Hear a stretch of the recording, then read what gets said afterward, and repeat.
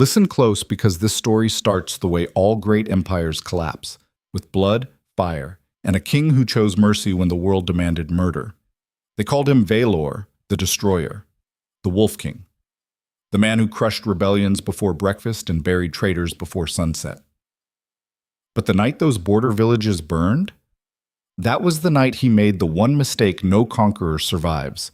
He let his heart remember it could still break.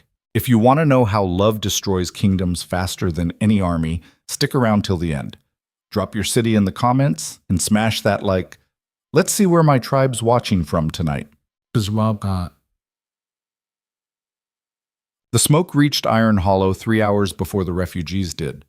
Valor Draven stood on the northern parapet of the fortress, with his arms crossed over his chest, watching the black columns rise against the twilight like funeral pyres for gods.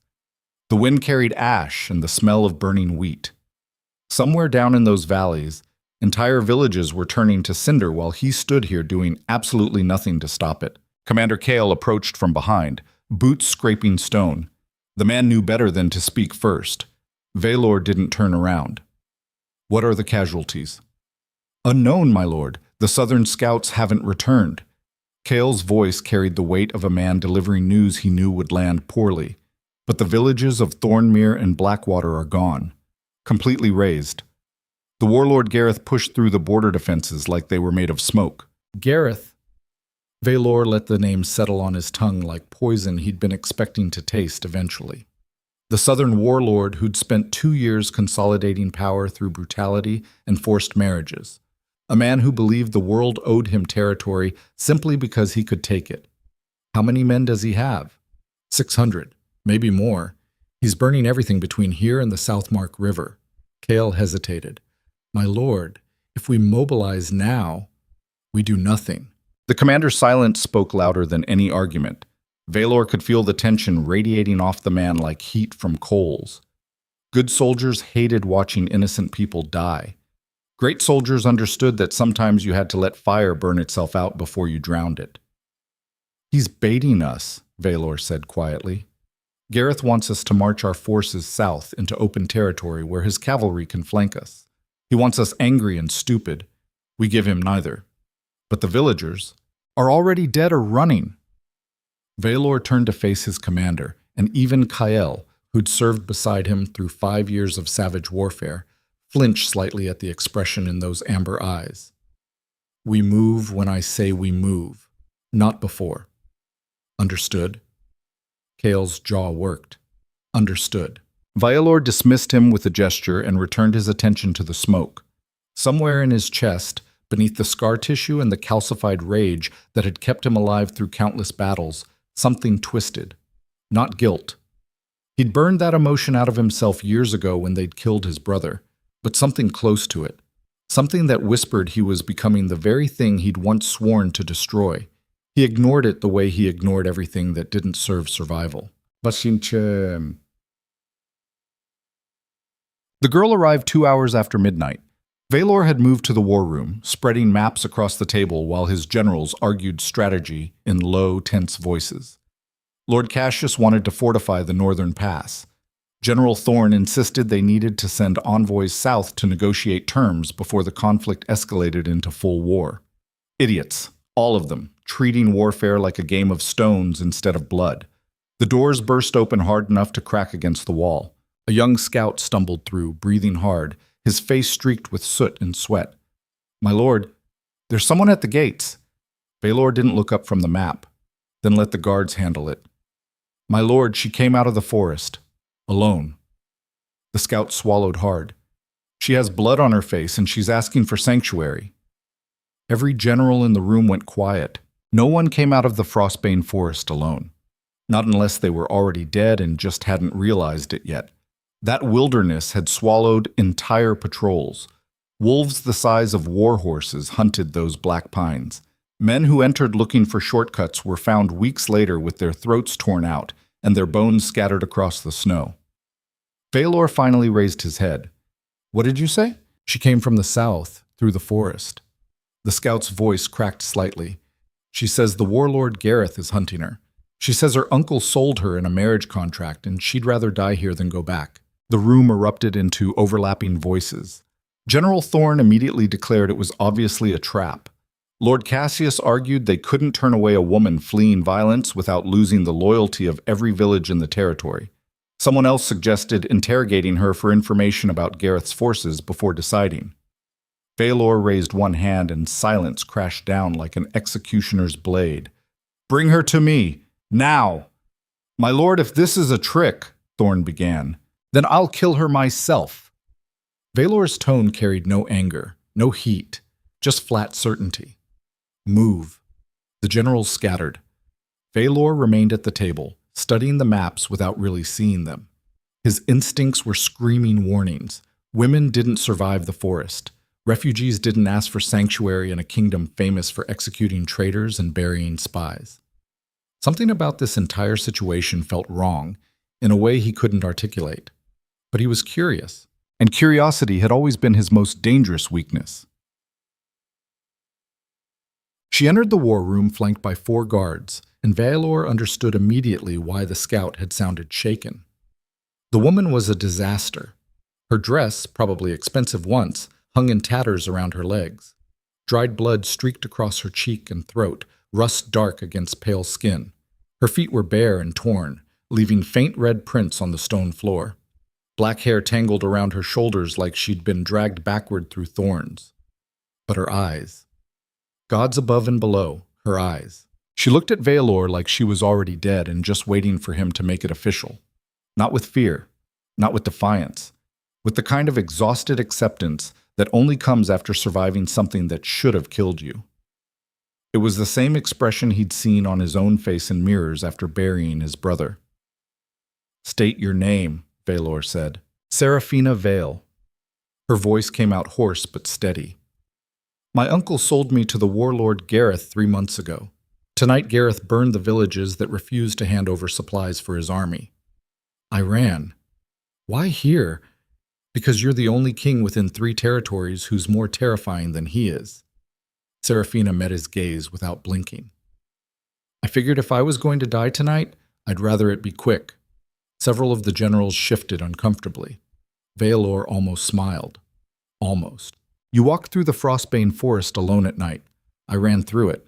She swayed slightly on her feet but caught herself. "The wolves chased me for the first mile.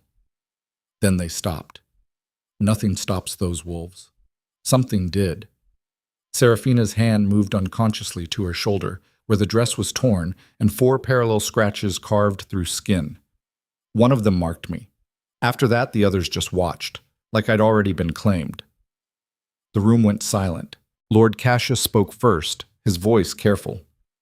"My lord, the old legends say—" "I know what the legends say." Valor cut him off without taking his eyes off the woman. He knew exactly what those scratches meant. The wolves of the Frostbane didn't mark prey, they marked pack, and they only marked humans under one very specific, very ancient circumstance. When they recognized a mate bond, Valor felt something cold settle in his chest. Not fear. He'd forgotten how to feel that. But something close to it. Something that tasted like inevitability. "Who was your mother?" Seraphina's expression flickered. "Dead. I didn't ask if she was alive. I asked who she was." The woman's jaw tightened. She said her name was Mira. She never talked about where she came from. She died when I was 7. "Mira, of what house?" "I don't know." Seraphina's voice carried an edge now, exhaustion fraying into anger. "We were peasants. We didn't have houses. We had dirt floors and empty plates and men who thought they could buy women like cattle. My mother kept her past buried, and I never asked because it didn't matter. She was still dead either way." Valor studied her for a long moment. Every instinct told him to turn her away. Send her south with supplies and guards. Let her disappear into some distant village where she could rebuild a life far from politics and prophecies. The scratches on her shoulder meant nothing if he refused to acknowledge them.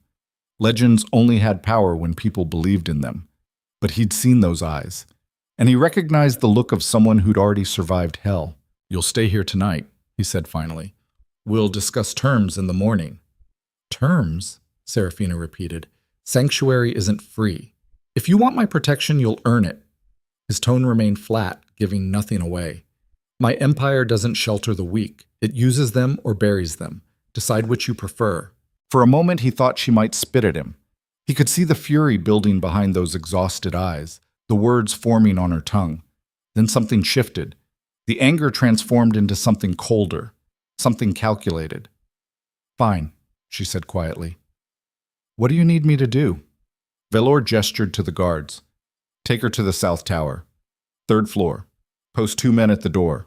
My lord, that's the royal wing, Lord Cassius started. I'm aware. Velor returned his attention to the maps. Everyone out. We'll reconvene at dawn. The generals filed out in silence, throwing uncertain glances between their king and the ragged woman being escorted toward the door. Seraphina paused at the threshold, looking back over her shoulder. Thank you, she said. Velor didn't look up. Don't thank me yet. The door closed behind her, leaving him alone with the maps and the smoke smell and the growing certainty that he'd just made a mistake that would cost him everything. Passam. The next morning broke cold and sharp as a blade. Velor found Seraphina in the kitchens. She'd cleaned the blood off her face, and someone had given her a plain gray dress that actually fit. Her hair was pulled back in a simple braid. She sat at the long wooden table surrounded by kitchen staff, eating bread and honey while a cook's assistant bandaged her torn feet. Every person in that room went silent when Velor entered. He ignored them. You're up early. Seraphina glanced at him without stopping her meal. Couldn't sleep. Your mattresses are too soft. She took another bite of bread. Also, someone tried to open my door 3 times last night. One of your guards told him to leave or lose his hands. I wanted to thank whoever gave that order. That would be me. Velor gestured toward the corridor. Walk with me. She stood without argument, following him out into the morning light. The fortress sprawled across the mountainside like a city built by giants, all gray stone and black iron under a sky the color of slate. Snow clung to the battlements, smoke rose from 100 chimneys. Velor led her along the eastern parapet where they could see the valleys stretching south. The burned villages were visible even from here, dark scars against the white landscape. You wanted terms, Seraphina said finally. I want the truth. Velor kept walking. Your mother wasn't a peasant. Peasants don't produce daughters who walk through cursed forests and demand sanctuary from kings. So I'll ask again, who was Mira? Seraphina's expression remained carefully neutral. I told you. I don't know. Then let me tell you what I think. Velor stopped walking and turned to face her fully. I think your mother belonged to the Lunaris bloodline, one of the old royal houses that held power in the north before my father unified the territories under the Black Fang banner. I think she ran south to escape political marriage or assassination or whatever nightmare those houses inflict on their own blood. I think she kept you hidden because if anyone discovered what you were, you'd become a weapon in someone else's war. Seraphina's face had gone very still. That's an interesting story. It's not a story. It's a threat. Velor kept his voice low and level. Because if I'm right, then you're not some random peasant fleeing a bad marriage. You're a legitimate heir to one of the most powerful bloodlines in northern history. And the moment word spreads that you're here, every noble house within 500 miles will either try to marry you, kidnap you, or kill you. Then send me away. I can't. Why not? Because the wolves already marked you. Velor gestured back toward the forest in the distance. Every scout and soldier in my empire saw those scratches. They know what it means. If I turn you away now, I look weak. If I keep you here, I look like I'm preparing to solidify my claim to the northern territories through a royal marriage alliance. Seraphina's laugh came out sharp and bitter. You think I'd marry you? I think you don't have a choice. Velor's tone remained brutally honest. Gareth will keep hunting you. Your uncle clearly sold you once. He'll do it again to the highest bidder. And now every noble with ambitions knows you exist. You can stay here under my protection and accept whatever terms I offer, or you can leave and die within a week. The silence stretched between them like drawn steel. What are your terms? Seraphina asked finally. You stay close. You don't wander the fortress without guards. You don't trust anyone outside my direct command. And you learn how this empire works before someone uses your ignorance to kill both of us. Velor crossed his arms. In return, I'll keep you alive. I'll provide shelter, food, safety. And when Gareth comes for you, and he will, I'll bury him in the same graves his victims are rotting in. Why would you do that? Because I don't like men who burn villages and buy women like livestock. His voice carried an edge now, something darker bleeding through the careful control. And because keeping you here serves my interests, a king with a Lunaris heir under his protection has leverage over every noble house that remembers the old bloodlines. You're useful, so I'm keeping you. Serafina stared at him for a long moment. Then she nodded once, sharp and final. Fine, but I want something in return. Valor raised an eyebrow. Teach me how to survive this. Her voice dropped lower, urgent now. I don't know how courts work. I don't understand politics or strategies or why everyone looks at me like I'm either a prize or a threat. If I'm going to live in this fortress without getting poisoned or stabbed in my sleep, I need to understand the game. It's not a game. Then teach me the war. Serafina stepped closer, and for the first time Valor saw something behind the exhaustion in her eyes. Something fierce and unbroken. I refuse to be a pawn. If I'm staying here, I'm staying sharp. Valor studied her carefully. Most noble women he'd met would have wept or begged or tried seduction. This one stood in borrowed clothes and bandaged feet and demanded weapons training like she was negotiating trade agreements. He respected that more than he wanted to admit. Done, he said. Lessons start tomorrow. Okay. The assassination attempt came 3 days later. Valor was in the war room when the shouting started. He moved on instinct, hand already on his sword hilt before his mind processed the direction of the noise. The South Tower. The Royal Wing. Where he'd placed Serafina. He took the stairs 3 at a time, his commanders scrambling to follow. The guards he'd posted outside her door were slumped against the wall, unconscious or dead. He didn't stop to check. The door hung open. Inside, chaos. Serafina had her back against the far wall, holding a broken chair leg like a club. A man in servant's clothing lay on the floor, clutching a bleeding arm. Another circled her with a knife, grinning like this was sport. Valor crossed the room faster than thought itself. He caught the assassin's wrist mid-strike, twisted until bone snapped, and drove his blade through the man's throat in one smooth motion. The body hit the floor, still twitching. The injured man tried to run. Valor let him take 2 steps before throwing his dagger with perfect precision, pinning the assassin's hand to the doorframe. The screaming brought more guards. Commander Kale burst through the door, took in the scene, and immediately began barking orders. Secure the wing. Find out who sent them. Double the guard on every entrance. Move. Valor ignored the chaos, turning his full attention to Serafina. She was still holding the chair leg. Blood spattered her gray dress. Not hers, he realized with relief. Her hands shook, but her eyes remained clear and sharp. Are you hurt? He asked. She shook her head. They came through the window. I blocked the door, but one of them picked the lock. The words tumbled out fast. I broke the chair, trying to keep distance. One of them said they had orders to make it look like I fell. Like an accident. Valor felt something cold and violent unfold in his chest. Who gave the orders? I don't know. He didn't say. Lord Cassius appeared in the doorway, taking in the scene with wide eyes. My lord, what happened? Someone just tried to kill my guest, Valor said quietly. I want every servant in this fortress questioned. I want their families investigated. I want to know who paid them, who trained them, and who gave them access to the royal wing, and I want answers before sunset. The lord hesitated. My lord, that could take days. Then you'd better start now. Cassius fled. Valor turned back to Serafina. She'd finally lowered the chair leg, but she still looked ready to fight. Something about that made his chest tighten in a way he hadn't felt in years. Come with me, he said. You're moving rooms. Where? Somewhere safer. He gestured toward the door. My quarters. Serafina's eyes widened. That's not appropriate? Valor cut her off. Probably not. But my rooms have fortifications designed to survive siege warfare. The walls are 3 feet thick. There's only one entrance, and I control it, unless you prefer to stay here and wait for the next assassination squad. She looked at the bodies on her floor, then back at him.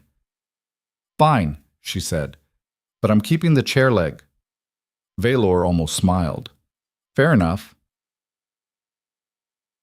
Mas. News of the assassination spread through Iron Hollow faster than wildfire. By evening, every noble house in the empire knew someone had tried to kill the mysterious peasant woman the Wolf King had taken under his protection. Worse, they knew Veilor had moved her into the royal quarters, the suite of rooms that had remained empty since his younger brother's death 5 years ago. The implications were impossible to ignore. Veilor Draven, the man who'd rejected every marriage proposal from every noble house in 3 territories, had just publicly claimed a woman of unknown lineage as worth protecting with his own life. The court exploded into speculation. Lord Malrek Voss, the most calculating nobleman in the northern territories, requested an immediate audience. Veilor made him wait 4 hours before granting it, just to establish dominance. They met in the throne room with Malrek standing at the base of the stone steps, while Veilor sat above him in carved black iron. Commander Kale stood at his right hand, expression unreadable. "My lord," Malrek began carefully, "the court is concerned. The court is always concerned." Veilor's tone remained flat. "Be specific. This woman, Seraphina Vale. Her origins are unclear. Her presence here is causing disruption." Malrek chose each word like he was navigating a frozen lake, testing the ice. Some fear she might be a spy. Others worry she carries disease from the southern territories. And there are whispers. Say it. That you've taken her as a mistress. Malrek met his gaze steadily. Or worse, that you're considering marriage. Veilor let the silence stretch until Malrek shifted his weight.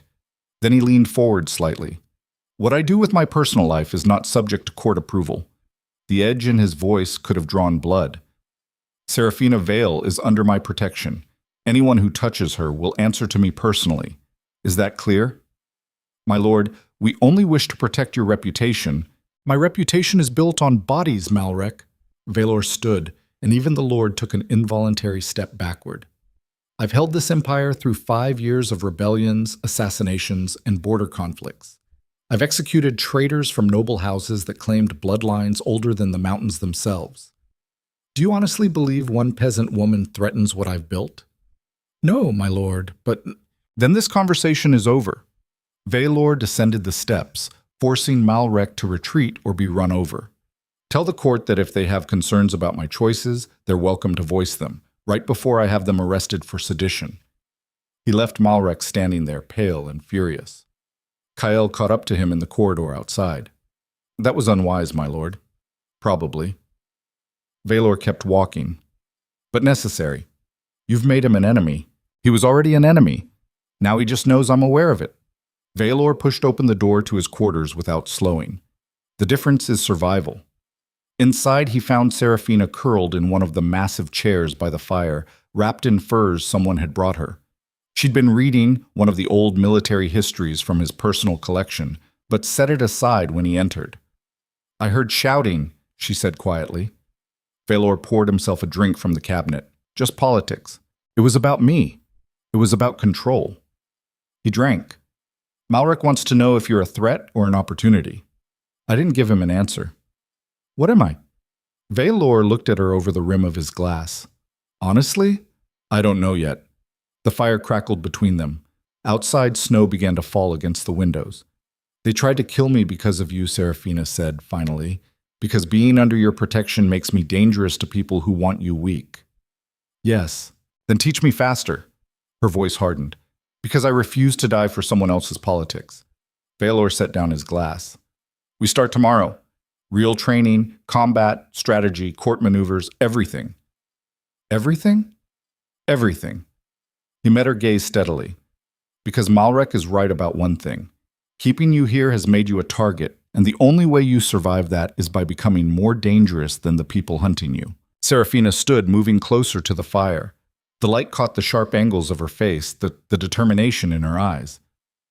"Good," she said simply. "I'm ready." Veilor watched her stare into the flames like she could burn the entire world down if she had to, and felt something shift in his chest. Not the bond the wolves had marked. Something more dangerous than that. Recognition. The understanding that this woman, this peasant girl who'd run barefoot through cursed forests and survived assassination attempts without breaking, might be the most dangerous thing to ever walk into his life. Not because she threatened his empire, but because she reminded him what it felt like to care whether someone lived or died. And in Valor Draven's world, that was the one weakness no king could afford. Training began before dawn while the fortress still slept under heavy snow. Valor led Serafina down to the lower courtyard where his personal guard drilled every morning.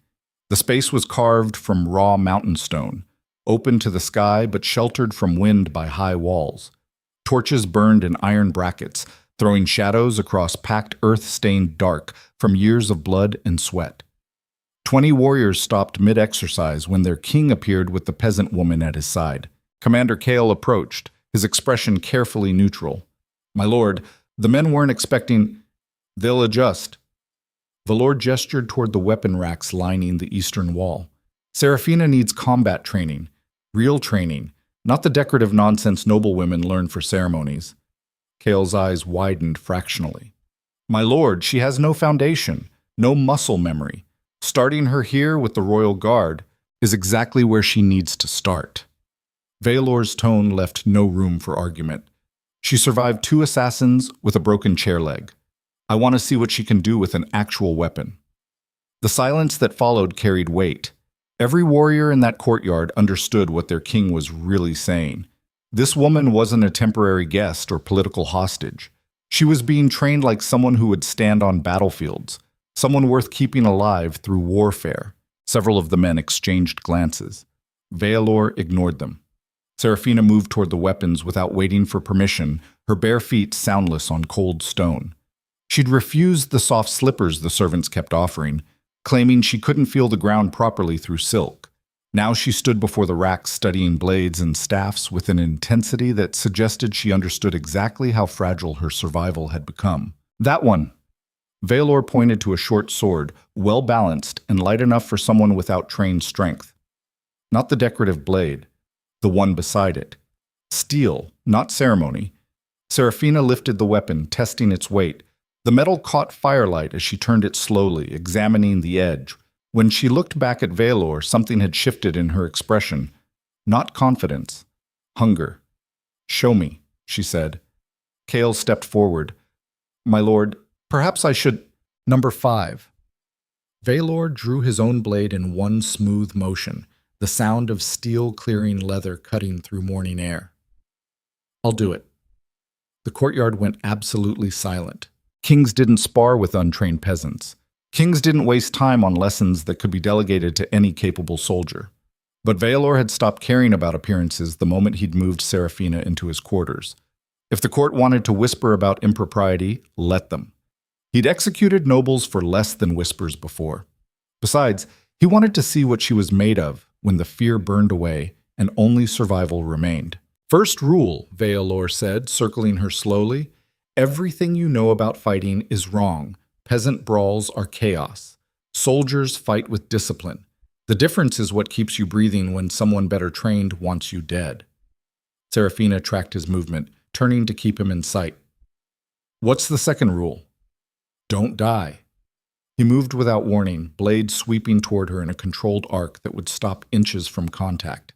Serafina reacted on pure instinct, throwing herself sideways and bringing her sword up in a wild defensive slash. Clumsy. Unrefined, but fast. Faster than most untrained fighters would have managed. Valor pressed forward, testing her reflexes with a series of measured strikes. She blocked or dodged each one, movements getting sharper as her body remembered that survival required speed over precision. Her breathing came hard and ragged. Sweat already dampened her hair despite the freezing air. "You're thinking too much," Valor said, forcing her back step by step. "Your mind is trying to predict my next move. Stop thinking. React. How am I supposed to—" He struck faster, blade singing through the space where her throat had been a heartbeat earlier. Serafina's next block came from somewhere deeper than thought. Her body moved before her brain processed the attack, steel meeting steel with a force that sent vibrations up both their arms. For one suspended moment, they stood locked, blades crossed between them, her eyes wide with the realization of how close she'd just come to dying. "Better," Valor said quietly. Again. They went another round, then another. Each time he pushed harder, closing the distance, forcing her to adapt or fall. She stumbled twice, taking brutal impacts against the frozen ground that would leave bruises for weeks. She kept getting up. The men watched in silence. Valor could feel their attention like pressure against his back. They were seeing what he was seeing. This woman had no formal training, no conditioning, no experience, but she had something more valuable than technique. She had the will to keep standing when every instinct screamed to stay down. After the 7th round, Valor stepped back and lowered his blade. Enough for today. Serafina remained in a defensive crouch, chest heaving, sword still raised. Her knuckles had gone white around the grip. Blood seeped from a split lip where she'd bitten through skin during one of the falls. I can keep going. No, you can't. Valor sheathed his weapon. You're running on adrenaline and fear. The moment either one fades, you'll collapse. Training is about building endurance, not breaking yourself in one morning. She finally lowered her sword, swaying slightly. When? Tomorrow. Same time. Valor turned toward Kael. Assign her a training partner, someone patient enough to work on fundamentals without killing her by accident. The commander nodded.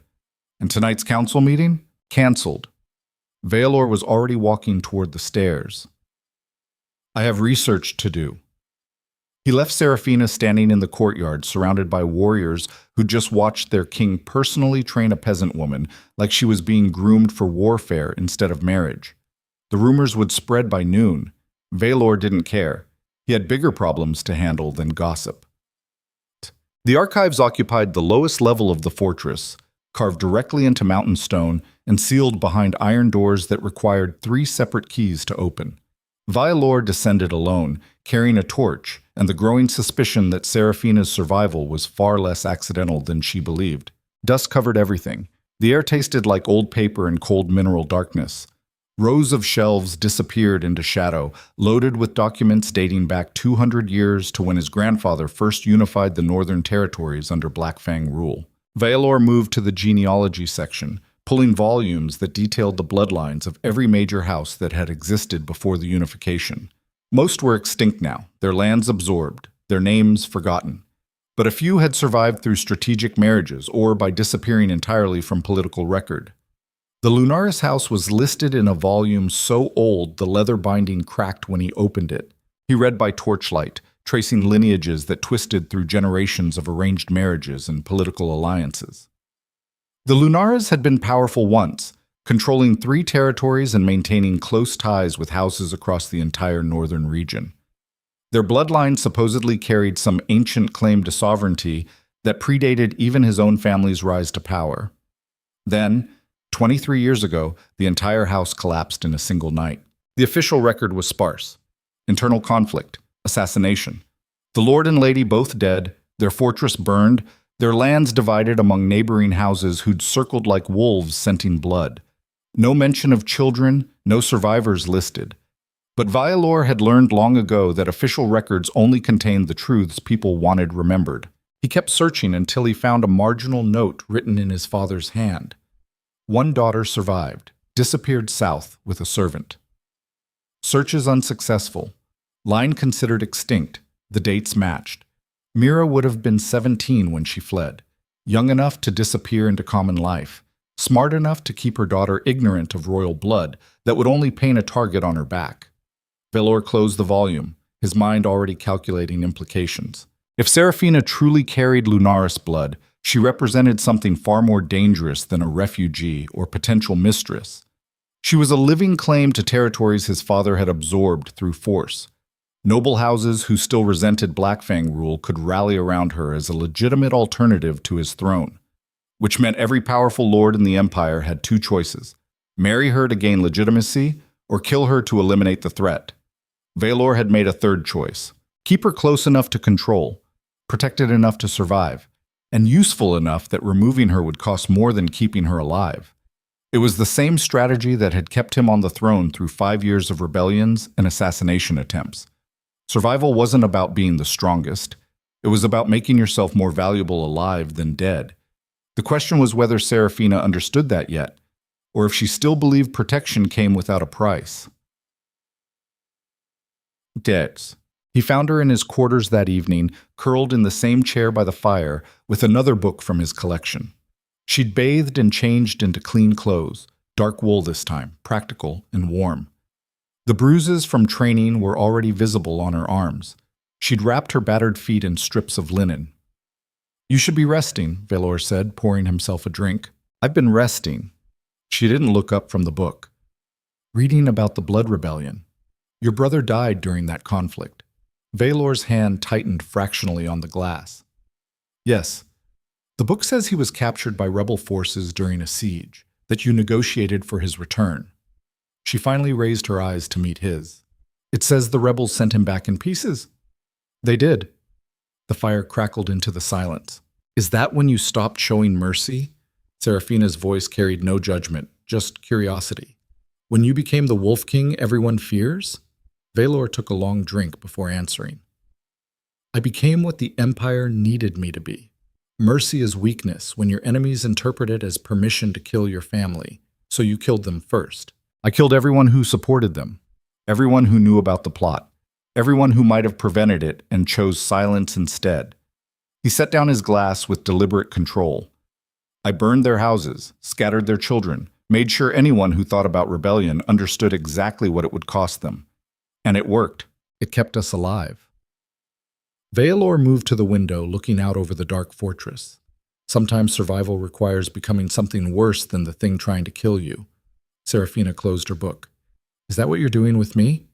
Becoming something worse?" "I'm keeping you breathing," he said. "Same thing." She stood, crossing to stand beside him at the window. Her reflection appeared ghostly in the dark glass. "I found out who my mother was. One of the kitchen women recognized the name Mira, said she remembered stories about a Lunaris daughter who vanished before the house fell." Valor said nothing. "You already knew," Serafina continued. "That's why you moved me to the royal quarters. Why you're training me personally. You're not protecting me because you're merciful. You're protecting me because I'm useful." "Yes." She absorbed that without flinching. "What happens when I stop being useful?" "Then you'd better make sure that never happens." Valor finally looked at her directly. "This empire doesn't shelter weakness. I told you that the first night. Everything here survives by being valuable or dangerous, or both. You want to live? Become one of those things. I already am." Her voice carried an edge now. "You said it yourself. I'm a legitimate heir to a royal bloodline. That makes me valuable to anyone who wants to challenge your throne, or valuable to me if I'm the one who controls you." Serafina's jaw tightened. "You can't control me. I don't need to control you." Valor kept his tone flat, stating facts rather than threats. "I just need everyone else to believe I do. As long as you're under my protection, you're my weapon. The moment you leave that protection, you become everyone else's target. So I'm trapped here. You were trapped the moment you ran through those forest gates." He turned back to the window. "The only choice you have now is whether you use that trap to survive or let it kill you." The silence stretched between them like drawn wire. "Then teach me everything," Serafina said finally. "If I'm going to be a weapon, I want to be sharp enough that nobody can use me without bleeding." Valor felt something almost like respect settle in his chest. Most people broke when they realized how thoroughly they'd lost control of their lives. Serafina just sharpened her edges and prepared to cut anything that came too close. He understood that instinct better than he wanted to admit. "Lessons start tonight," he said. "Politics, strategy, noble houses and their alliances. Everything you need to survive court." "Where?" "Here." He gestured to the table where maps and documents already waited. "You're sleeping in the sitting room anyway. We might as well use the time." Serafina studied him for a long moment. "Why are you really doing this?" "Because keeping you alive keeps me in power. And because—" Valor stopped, catching himself before the admission fully formed. Because watching her fight in the courtyard had reminded him of his brother. Not the broken body returned in pieces, but the fierce determination Kael had carried before the rebellion destroyed him. The same stubborn refusal to break that now burned behind Serafina's eyes. He couldn't save his brother, but maybe he could keep this woman breathing long enough for her to save herself. "Because you remind me that mercy isn't always weakness," he finished quietly. "Sometimes it's just practical strategy." Serafina's expression flickered with something that might have been understanding. Or pity. Valor didn't ask which, They spent the next 4 hours at the table while Vialor mapped out the political landscape of the Northern Territories. He showed her which houses held real power versus ceremonial titles, which lords would smile at her face while planning her murder, which alliances shifted like sand and which had held for generations through blood and marriage. She absorbed everything with focused intensity, asking sharp questions that suggested she understood the game faster than most nobles ever would. When the fire finally burned low and exhaustion dragged at both of them, Serafina stood to retreat to the sitting room. "One more thing," Valor said. She paused. "Lord Malrek is hosting a banquet in 3 days. He's inviting every major house in the territory. It's meant to look like a celebration." Valor met her eyes steadily. "It's actually a power play.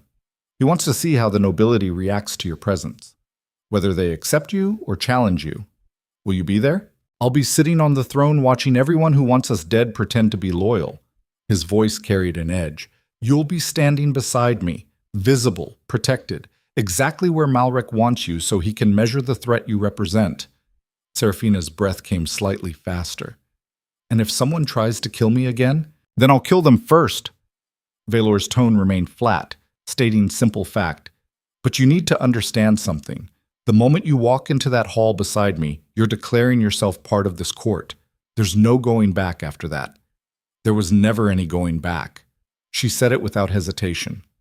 "That ended the night I ran into your forest." Valor nodded slowly. "Then we'd better make sure you're ready." The next 2 days blurred together in a brutal rhythm of combat training at dawn, political lessons in the afternoon, and strategy sessions that stretched into darkness. Valor pushed Serafina harder than he'd pushed anyone who wasn't a sworn soldier. She matched him without complaint. Her sword work improved with terrifying speed, not mastery, that took years, but competence, the kind of rough effectiveness that let someone survive long enough to run or call for help.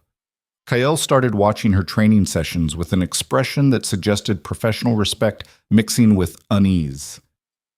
"My lord," the commander said on the second evening, "she fights like someone who's been hungry all her life." Vialor understood exactly what he meant. Serafina didn't have the smooth precision of nobles trained since childhood. She had the desperate efficiency of someone who understood that losing meant dying. Every block came a fraction too hard. Every attack carried the weight of someone who'd decided survival was worth any cost. It was the same way Valor had fought after watching his brother die. The same instinct that had kept him alive through 5 years of people trying to kill him. "Keep training her," Valor ordered. "She needs to be able to hold her own long enough for guards to respond. And if the guards are the ones trying to kill her, then she needs to be able to kill them first." Valor's tone left no room for argument. "I don't care if it's pretty. I care if it works." Kael nodded and left without further comment. That evening, Vialor found Serafina in the library instead of his quarters. She sat at a massive oak table surrounded by open books and scattered papers, her hair falling loose around her shoulders as she copied lineages and alliances into a journal with fierce concentration. "You should eat," Valor said from the doorway. She didn't look up. "I need to memorize the northern houses before the banquet. There are 17 families with enough power to matter. I can only name 11 without checking notes. That's better than most nobles manage. It's not good enough." Her hand moved faster across the page. "You said walking into that hall means declaring myself part of the court. If I can't remember who's related to whom, I'll look weak, ignorant, like a peasant playing dress-up in noble clothing." Valor crossed to the table, studying the notes she'd made. Her handwriting was rough but legible, cramped from years of limited paper and ink. But the connections she'd drawn between houses showed an understanding of political strategy that most trained courtiers never developed. "You're learning faster than I expected," he admitted. "I don't have time to learn slowly." Serafina finally raised her eyes to meet his. "The assassination attempt told me exactly how much danger I'm in. Every day I don't understand this world is another day someone can use my ignorance to kill me. Fear makes an effective teacher. So does spite." A faint smile crossed her face, sharp and bitter. "I refused to die because I was too stupid to see the knife coming." Valor felt that familiar recognition twist in his chest again. This woman carried the same rage that had kept him breathing through grief and betrayal. Not the hot fury that burned itself out quickly, The cold, patient anger that settled into bone and stayed there, the kind that transformed survivors into something harder than their enemies expected. "Come with me," he said. "Where?" "To eat. You're not memorizing anything else tonight." She started to protest. Valor simply turned and walked toward the door, knowing she'd follow. After a moment, he heard her chair scrape back and her footsteps crossing stone. They ate in his quarters, a simple meal the kitchen sent up without needing orders. Bread, roasted meat, winter vegetables preserved in salt. They ate in silence for several minutes before Serafina spoke. At the banquet. "What should I expect?" "Smiles that don't reach eyes." Valor tore off a piece of bread. "Questions designed to expose what you don't know. Nobles testing whether you're a threat or an opportunity. Maybe another assassination attempt if someone decides the risk is worth it. You're not making this sound appealing. It's not meant to be appealing. It's meant to prepare you." Valor leaned back in his chair. The nobility operates on performance. Everything is theater. How you stand, how you speak, who you acknowledge, and who you ignore. All of it sends messages about your status and intentions. So I need to perform perfectly. You need to perform like someone who belongs there. Not perfect. Present. Valor studied her across the table. Perfect makes people suspicious. Confidence makes them uncertain. Uncertainty is what keeps you alive long enough to escape. And if they ask about my bloodline, tell them your mother never discussed her past, which is the truth. He took a drink. Speculation is only dangerous if you confirm it. Let them wonder. Serafina absorbed that, turning it over in her mind. "And you? What will you be doing while I'm performing?" "Watching everyone who watches you." Valor's voice dropped lower, measuring threats, identifying enemies, making sure anyone who thinks about moving against you understands they'll have to go through me first. The weight of that promise settled between them. "Why are you doing all this?" Serafina asked quietly. "Really, not the political reasons, the real reason." Valor was silent for a long moment, staring into his cup like it might contain answers he didn't want to examine. "Because every person I've ever cared about has died violently," he said finally. "My brother. My parents. The few friends I allowed myself before I understood that caring about people makes you weak. Keeping you alive lets me pretend I'm still capable of protecting something. That's a terrible reason. It's the only reason I have." He met her eyes steadily. "I'm not a good man, Serafina. I've done things that would make you run screaming if you knew the details. But I'm very good at keeping people breathing when the entire world wants them dead. So if you want pretty motivations and noble intentions, look elsewhere.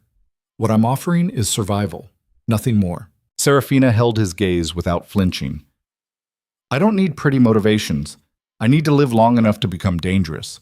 So if keeping me alive serves your purposes, then we both get what we want." Valor felt something almost like relief loosen in his chest. Most people lied to themselves about the nature of their arrangements. Pretended alliances were friendships and protection was affection. Serafina saw the transaction clearly and accepted it without pretending it was something softer. He respected that more than any amount of gratitude or admiration. "The banquet is in one day," he said. "Tomorrow we'll go over crowd control strategies and exit routes. I want you able to leave that hall 5 different ways without needing escort. You think it will come to that? I think preparation is what separates survivors from corpses." Valor stood, collecting the plates. "Get some sleep. Tomorrow will be brutal." Serafina retreated to the sitting room without argument. Valor remained by the fire for another hour, staring into flames and trying not to think about how easily he'd let this woman become something he couldn't afford to lose. Protection was supposed to be strategy. It wasn't supposed to feel like this. The day of the banquet arrived wrapped in fresh snow and the kind of brittle cold that made metal sting against bare skin. Valor spent the morning in final preparations, reviewing guard rotations and contingency plans with Kael. The commander had positioned additional soldiers throughout the Great Hall, disguised as servants. Exit routes were cleared and tested. Valor himself would wear light armor beneath ceremonial robes, steel plates thin enough to hide but strong enough to stop a blade. Serafina emerged from her room as evening approached, and Valor felt something in his chest lock tight. The servants had dressed her in midnight blue silk that moved like water, fitted close enough to suggest curves, but practical enough to allow movement. Her hair was pulled back in a severe style that emphasized the sharp angles of her face. No jewelry except a thin silver chain at her throat. She looked less like a peasant and more like a blade wrapped in cloth. "Will this work?" she asked, uncertainty flickering across her expression for the first time in days. "You look like someone who belongs at court." Valor's voice came out rougher than intended. "That's all that matters." But you also look like a target." He moved closer, studying her with a strategist's eye. "Everyone in that hall will know exactly why you're standing beside me. The question is whether they interpret you as my weakness or my weapon. Which do you want them to see?" "Both." Valor adjusted the chain at her throat slightly, his fingers brushing her skin. "Let them think you're a weakness I'm willing to protect. It will make them underestimate how dangerous you've become." Serafina's breath caught slightly at the contact. "And if they're right, if I am a weakness, then we'll both die trying to pretend otherwise." He stepped back, breaking the moment before it could transform into something more complicated. "Ready?" She nodded once, sharp and final. They descended to the great hall side by side, while the fortress blazed with light and music echoed through stone corridors. Valor could feel tension radiating from Serafina like heat, but her expression remained carefully neutral. Every lesson they'd practiced was visible in the way she carried herself, shoulders back, chin level, eyes forward. She looked like someone who expected the world to move out of her way instead of someone grateful for permission to exist in it. The great hall fell silent when they entered. Every noble house in the Northern Territory had sent representatives, lords and ladies in silk and fur, warriors in ceremonial armor, merchants wealthy enough to buy titles. They lined the walls and filled the tables, all eyes turning toward the entrance where the Wolf King appeared with his mysterious peasant woman walking at his side instead of behind him. Valor felt the weight of their attention like pressure against his spine. Measuring, calculating, deciding whether this was opportunity or threat. Lord Malrek stood near the throne platform, his expression carefully neutral. "My lord, Lady Serafina, welcome. We're honored by your presence." The title was deliberate provocation, Lady Serafina, acknowledging her elevated status without confirming her bloodline. Malrek wanted to see how Valor would respond to someone else defining Serafina's position in court. Valor smiled, cold and sharp. "The honor is ours, Lord Malrek. Such a generous gathering. I hope the wine is as plentiful as the speculation." Nervous laughter rippled through the hall. They took their places on the platform, Valor in his throne, and Serafina standing slightly to his right where she could see the entire room. The position was significant, not sitting, which would have implied she was his equal, but standing close enough to suggest she was under his direct protection and authority. The banquet began. Courses arrived in steady succession, while musicians played and nobles made calculated approaches to the platform. Each conversation was a careful dance of information gathering. Questions about Serafina's origins, observations about her sudden elevation, suggestions that perhaps the Wolf King had grown tired of ruling alone. Serafina handled each encounter with careful precision, revealing nothing while appearing perfectly gracious. Valor watched her perform and felt satisfaction settle cold in his gut. She'd learned faster than anyone had a right to expect. Then Lady Celestine of House Marok approached, and the temperature in the hall dropped 10 degrees. "My lord," the woman said with a curtsy that barely qualified as respectful. "And your companion. How unexpected." "Lady Celestine." Valor kept his tone neutral. "Your house sent 3 representatives. Should I interpret that as eagerness or concern?" "Perhaps both." Her smile was acid wrapped in silk. "We're all curious about the woman who managed to capture the Wolf King's attention. There are so many fascinating rumors." "Rumors are cheaper than truth," Serafina said before Valor could respond. "I'd be careful about investing in either." Several people nearby drew sharp breaths. Lady Celestine's smile went rigid. How refreshing. A peasant woman with opinions about investment. She turned her attention fully to Serafina, eyes glittering. "Tell me, dear, do you truly believe standing beside a king makes you royalty? Or are you simply another pretty distraction he'll discard when something more interesting appears?" The hall went silent enough to hear silk rustling. Valor felt rage ignite in his chest like wildfire. His hand moved toward his blade before conscious thought could stop it.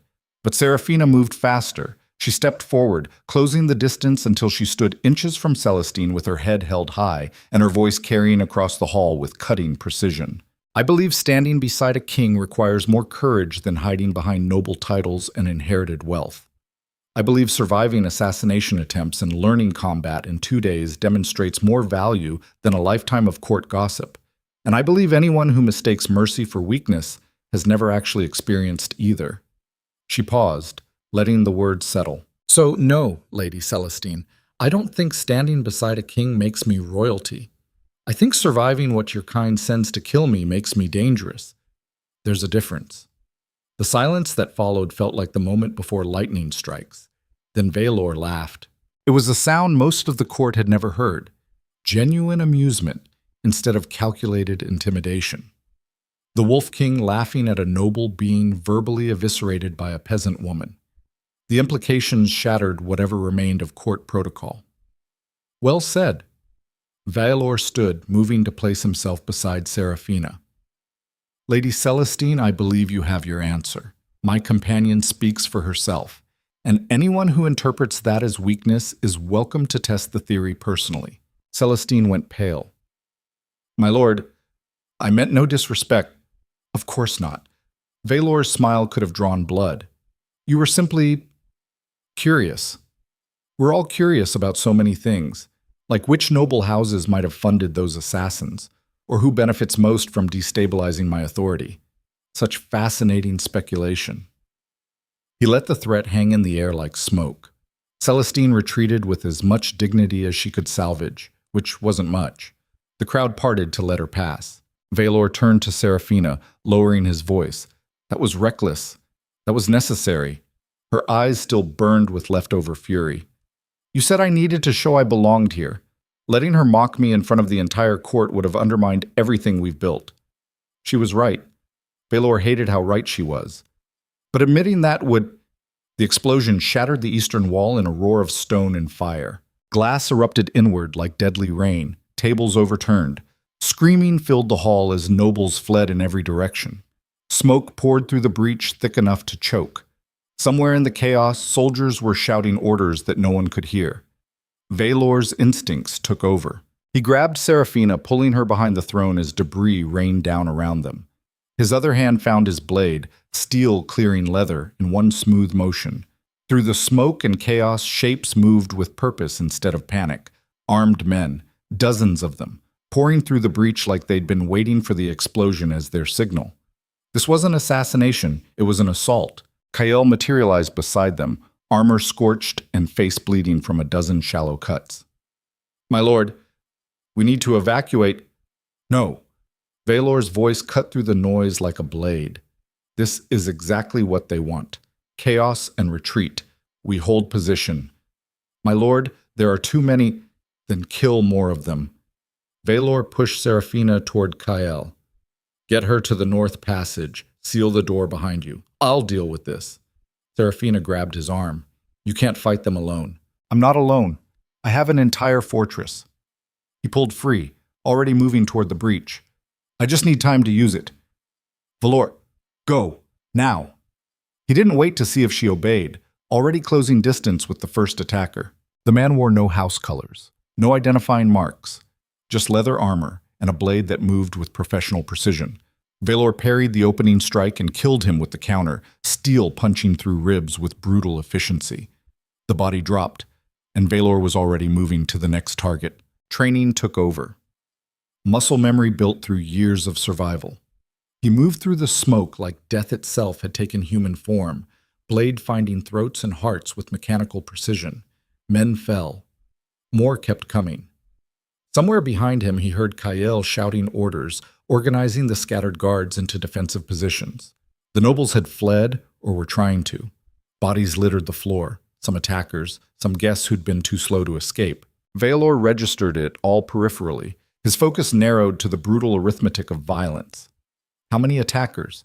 How many guards responding? How long before reinforcements arrived or the fortress fell?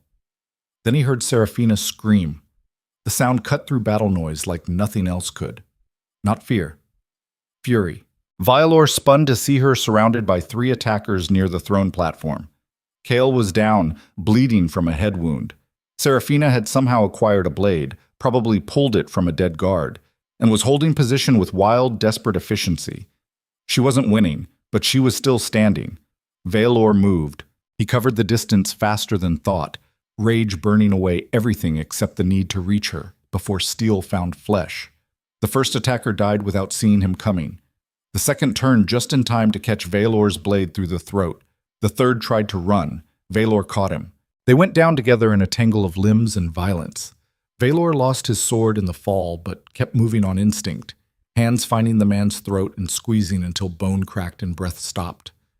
When he stood, blood covered his hands and the battle had shifted. The attackers were retreating or dead. Reinforcements had arrived, pouring into the hall from every entrance. The assault had failed, but the damage was done. Vaelor turned to find Seraphina still standing beside the throne, blade held in shaking hands, her dress torn and blood spattered across silk. Not her blood, he realized with relief sharp enough to hurt. She'd survived. They both had. For now. Kael staggered to his feet, one hand pressed to his bleeding head. "My lord, we need to secure the fortress. There could be more." "Do it." Valor crossed to Seraphina, taking the blade from her trembling grip. His hands found her shoulders, steadying her. "You're alive." She nodded, unable to speak. The hall was carnage. Bodies everywhere, blood pooling across marble floors. Nobles huddled against walls in shock. The banquet had transformed into a massacre, and somewhere in the smoke and ruin, Vaelor felt certainty settle cold and absolute in his chest. This wasn't random violence. This was a declaration of war. Someone had just tried to kill both him and Seraphina simultaneously in front of the entire northern nobility. The message was clear. Neither of them was safe. The empire was fracturing, and the only way forward was to find whoever had ordered this attack and bury them so completely that no one would dare try again. "My lord." Lord Malrek appeared through the smoke, his robes torn and face pale. "What are your orders?" Vaelor looked at the destruction surrounding them, at the nobles who'd just watched their king nearly die, at Seraphina standing beside him, covered in blood that wasn't hers but easily could have been. "Lock down the fortress," he said quietly. "No one enters or leaves without my personal authorization. I want every attacker's body searched for identifying marks. I want their weapons examined, and I want the name of whoever funded this massacre on my desk by morning." "My lord, that may not be possible." "Then make it possible." Vaelor's voice dropped to something colder than winter. "Because if I don't have a name by dawn, I'll start assuming everyone is guilty until someone proves otherwise." The threat was clear. Find the conspirators or become suspects yourselves. Malrek fled to organize the search. Vaelor turned back to Seraphina. "We're leaving." "Where?" "Somewhere safe." He took her hand, pulling her toward the north passage. "Somewhere I can think." They left the great hall behind, walking through corridors while servants fled and soldiers ran toward battle already finished. Blood tracked their footsteps. Smoke followed them like ghosts. Seraphina finally spoke when they reached his quarters. That was the point of no return, wasn't it? Vaelor sealed the door behind them, multiple locks clicking into place. "Yes. We can't ignore this. Can't pretend it didn't happen." "No." He moved to pour himself a drink with hands that only barely shook. Someone just declared war in front of every noble house in the territory.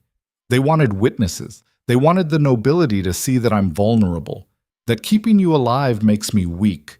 So what do we do? Vaelor drained his glass, staring into flames that suddenly felt inadequate against the cold settling in his chest. "We find whoever ordered this.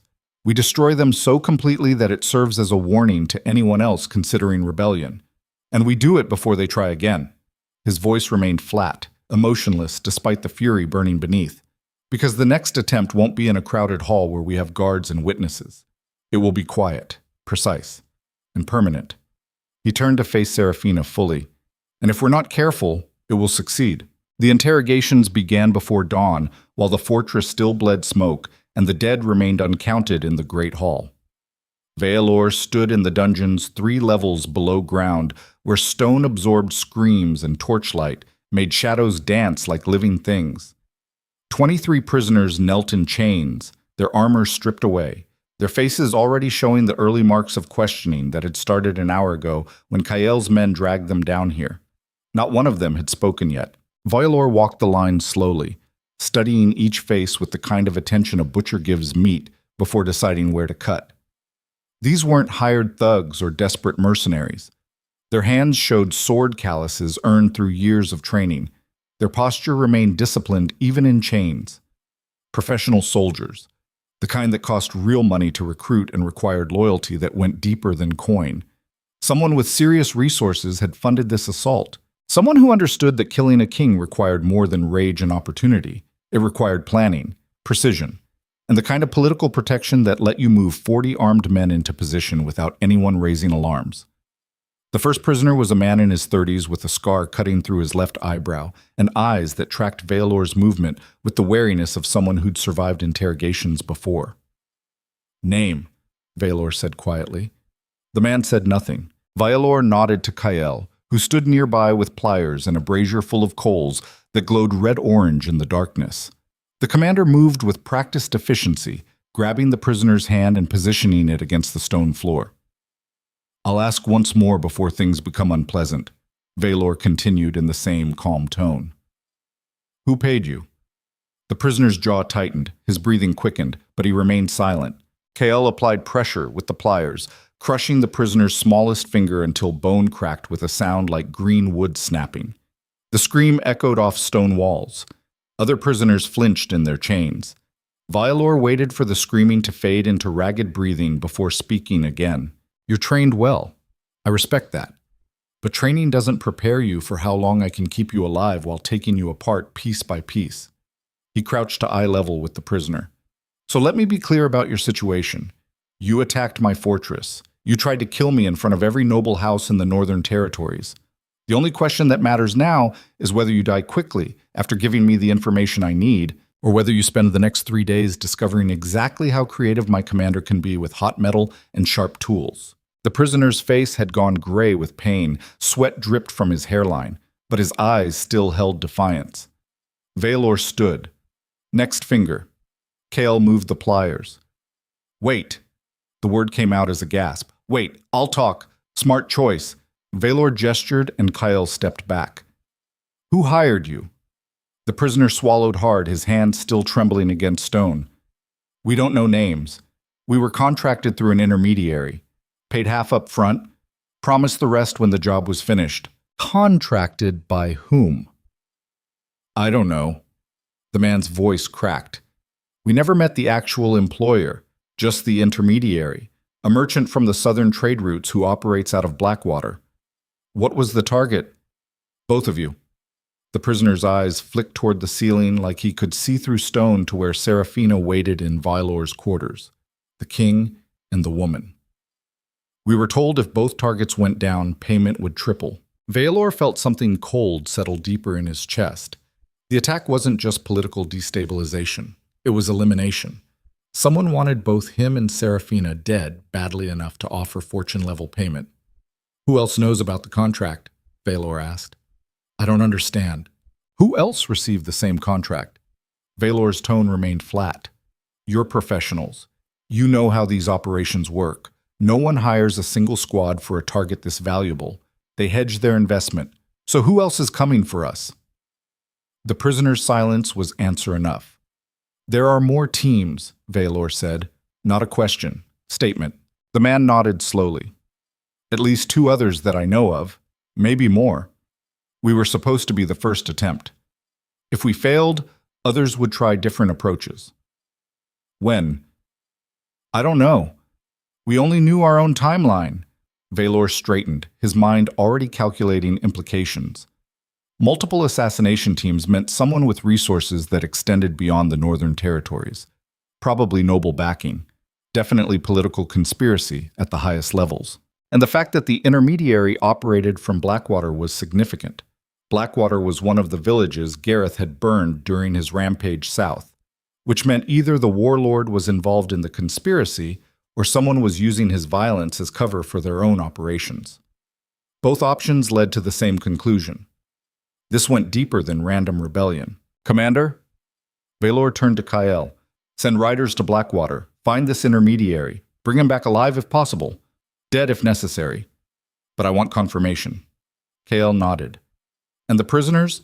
Keep them breathing until we verify their information. After that, Valor paused, looking back at the line of chained men. After that, execute them. Publicly. I want every merchant, noble, and soldier within 3 territories to understand what happens when you accept contracts against my life. The prisoners went rigid. One of them started to speak. Valor was already walking toward the stairs, done with interrogation now that he had the information that mattered. 3 floors up, he found Serafina exactly where he'd left her, sitting in his quarters by the fire with a sword across her lap and her eyes locked on the door like she expected it to burst open any moment.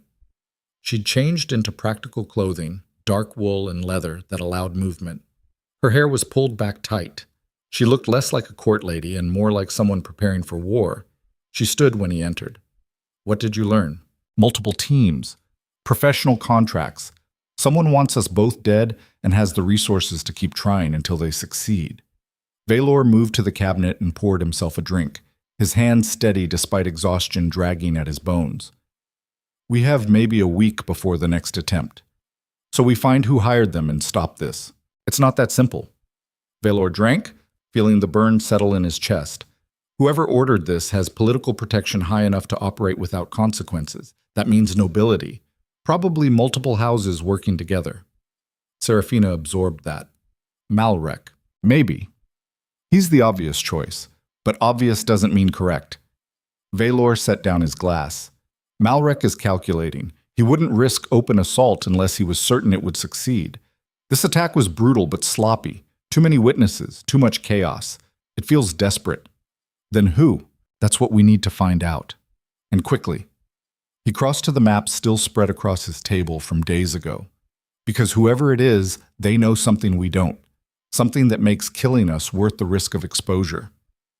Serafina moved to stand beside him, studying the territories marked in ink. What if it's not about politics at all? What if it's personal? Explain. You said my mother fled the Lunaris house before it fell. What if someone from that bloodline survived and sees me as a threat? Or what if one of the houses that absorb Lunaris territory doesn't want a legitimate heir challenging their claims? Her finger traced borders on the map. My existence threatens established power. Maybe this isn't about you at all. Maybe I'm the real target and you're just collateral. Valor considered that. The logic was sound. Serafina's bloodline represented a legitimate challenge to at least 5 major houses that had carved up Lunaris territory after the house fell. Any of them would have motivation to eliminate her before she could press claims. But that didn't explain the timing. Why now? He said. You've been here for days. If noble houses wanted you dead, they could have moved against you quietly. Poison in your food. A knife in the dark. Instead, they waited until the most public event possible and launched an assault that cost them 40 soldiers and exposed the conspiracy to every witness in that hall. Unless they wanted exposure. Serafina's voice carried an edge. What if the whole point was making it public? Showing the court that you're vulnerable. That protecting me makes you weak. Even if the attack failed, it achieved the real goal. Which is destroying your reputation. She met his eyes. You're the Wolf King, ruthless, unstoppable. But now every noble in the territory watched you nearly die protecting a peasant woman with questionable bloodline. They saw you prioritize my life over securing the hall. They saw emotion instead of calculation. Valor felt something twist in his chest because she was right. He'd abandoned tactical positioning the moment Serafina screamed. Every trained instinct had told him to let the guards handle it while he secured the throne. Instead, he'd thrown himself into direct combat to reach her. It was exactly the kind of mistake that got kings killed. And everyone had seen it. So the attack was never meant to succeed, he said slowly. It was meant to expose weakness. Or create it.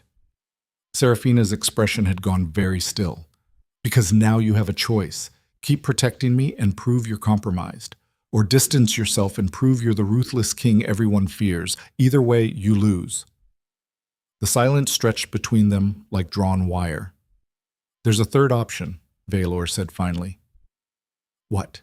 We stop playing defense and go on the attack. We find whoever orchestrated this and destroy them so completely that it sends a message louder than any weakness they tried to expose. He leaned over the map, already planning. Kael's riders will reach Blackwater by tomorrow evening. If the intermediary is still there, we'll have names within 2 days. Then we move. And if the names lead back to someone untouchable, someone with too much political power to eliminate without starting civil war, then we start a civil war. Valor's tone remained flat. I've done it before. Serafina stared at him for a long moment. You're serious? I've held this empire through worse. His eyes never left the map. The Blood Rebellion killed thousands and nearly tore the northern territories apart. I survived by being more brutal than the people trying to kill me. If someone wants war, I'll give them exactly what they're asking for, even if it destroys everything you've built, especially then. Valor finally looked up to meet her gaze. Because an empire built on fear only survives if that fear remains absolute. The moment people believe they can challenge me without consequences, the whole structure collapses. So yes, if exposing the conspiracy means burning half the nobility and rebuilding from ash, that's what I'll do. The conviction in his voice was absolute. This wasn't rage speaking. It was cold calculation, the same mathematics that had kept him alive through 5 years of assassination attempts and political warfare. Survival required being willing to destroy everything rather than let weakness fester. You're terrifying, Serafina said quietly. I'm alive. Valor returned his attention to the maps. That's the only thing that matters. He said it. The messenger arrived from Blackwater 36 hours later, covered in road dust and riding a horse half dead from being pushed too hard. Valor received him in the war room with Kael and 3 other senior commanders. Serafina stood near the window, present but silent. She'd insisted on attending every strategic meeting since the attack. Valor had allowed it because she was right. Information was the only armor that mattered now. Report, Kael ordered. The messenger swayed slightly, exhaustion making his words come out slurred. We found the intermediary. Merchant named Torvald operating from a warehouse near the docks. He tried to run when we approached. We caught him 3 blocks away. Is he alive? Barely. We had to get aggressive when he refused to cooperate. The messenger swallowed hard, but he talked eventually. Gave us names. Who? That's the problem, my lord. The messenger's eyes flicked to Valor. The names he gave, they're not foreign merchants or hired conspirators. They're nobility. High nobility. Valor felt something cold and certain settle in his chest. Witch houses. House Marok. House Voss. House Thalin. The messenger recited them like a death sentence. All 3 confirmed payments to Torvald for hiring the assault teams. And there's evidence of at least 2 more houses involved at secondary levels. The room went silent. Those weren't minor noble families. Marok controlled the eastern trade routes. Voss held military power second only to the crown itself. Thalin had marriage alliances that connected them to half the nobility in 3 territories. Together, they represented enough political power to challenge the throne directly. This was bigger than assassination. This was organized rebellion. Commander Kael spoke first, his voice tight. My lord, if this is accurate... It's accurate. Valor cut him off. These houses have been consolidating power for years. I've been watching them. I just didn't realize how far their coordination had progressed. What are your orders? Valor stared at the map on the table showing territory divisions and house strongholds. His mind calculated possibilities with the speed of someone who'd spent years navigating political warfare. He could arrest the house heads, seize their assets, execute them for treason, but that would trigger immediate retaliation from their allied families. Blood feuds that would cascade into open civil war within weeks. Or he could move subtly, dismantle their power base through strategic marriages and economic pressure, slowly defang the conspiracy without triggering immediate conflict. But that gave them time to strike again. And next time, they wouldn't be sloppy. The third option was the one his instincts screamed for. Destroy them all, completely, publicly. Make their annihilation so absolute that no one would dare consider rebellion for the next 50 years. But that required proof beyond a tortured merchant's confession. It required evidence solid enough that the other noble houses would accept mass executions without seeing it as tyranny. "My lord," Kyle prompted. "Bring me Torvald," Valor said. "I want to question him personally and send discreet inquiries to our informants in all three houses. I want financial records, correspondence, anything that confirms conspiracy. We move when we have documentation, not before. And if they realize we're investigating, then we move faster." Valor's voice carried an edge. "But I won't execute noble houses on the word of one merchant. I need evidence that will hold up before the entire court. That could take weeks. Then we'd better work quickly." He dismissed the commanders with a gesture. "All of you, start pulling records. I want preliminary reports by tomorrow evening." They filed out, leaving Valor alone with Serafina. She moved from the window, crossing to stand across the table from him. "You can't afford to wait weeks." "I know, so why the delay? Because moving too fast makes me look desperate. Moving without evidence makes me look tyrannical. Either one weakens my position more than the conspiracy does." Valor leaned over the map, his knuckles white against the table edge. "I need the other houses to see this as justice, not power consolidation. But you said—" "I said I'd start a civil war if necessary. That doesn't mean I want one." Valor finally raised his eyes to meet hers. "War is expensive. It's destructive. It kills people who had nothing to do with the conspiracy and creates blood feuds that last generations. If I can eliminate the threat without burning the entire empire, that's the preferable option, even if it gives them time to try again. Even then," his voice remained flat, "because this isn't about revenge. It's about stability. I don't care about punishing betrayal. I care about making sure the empire survives intact." Serafina studied him for a long moment.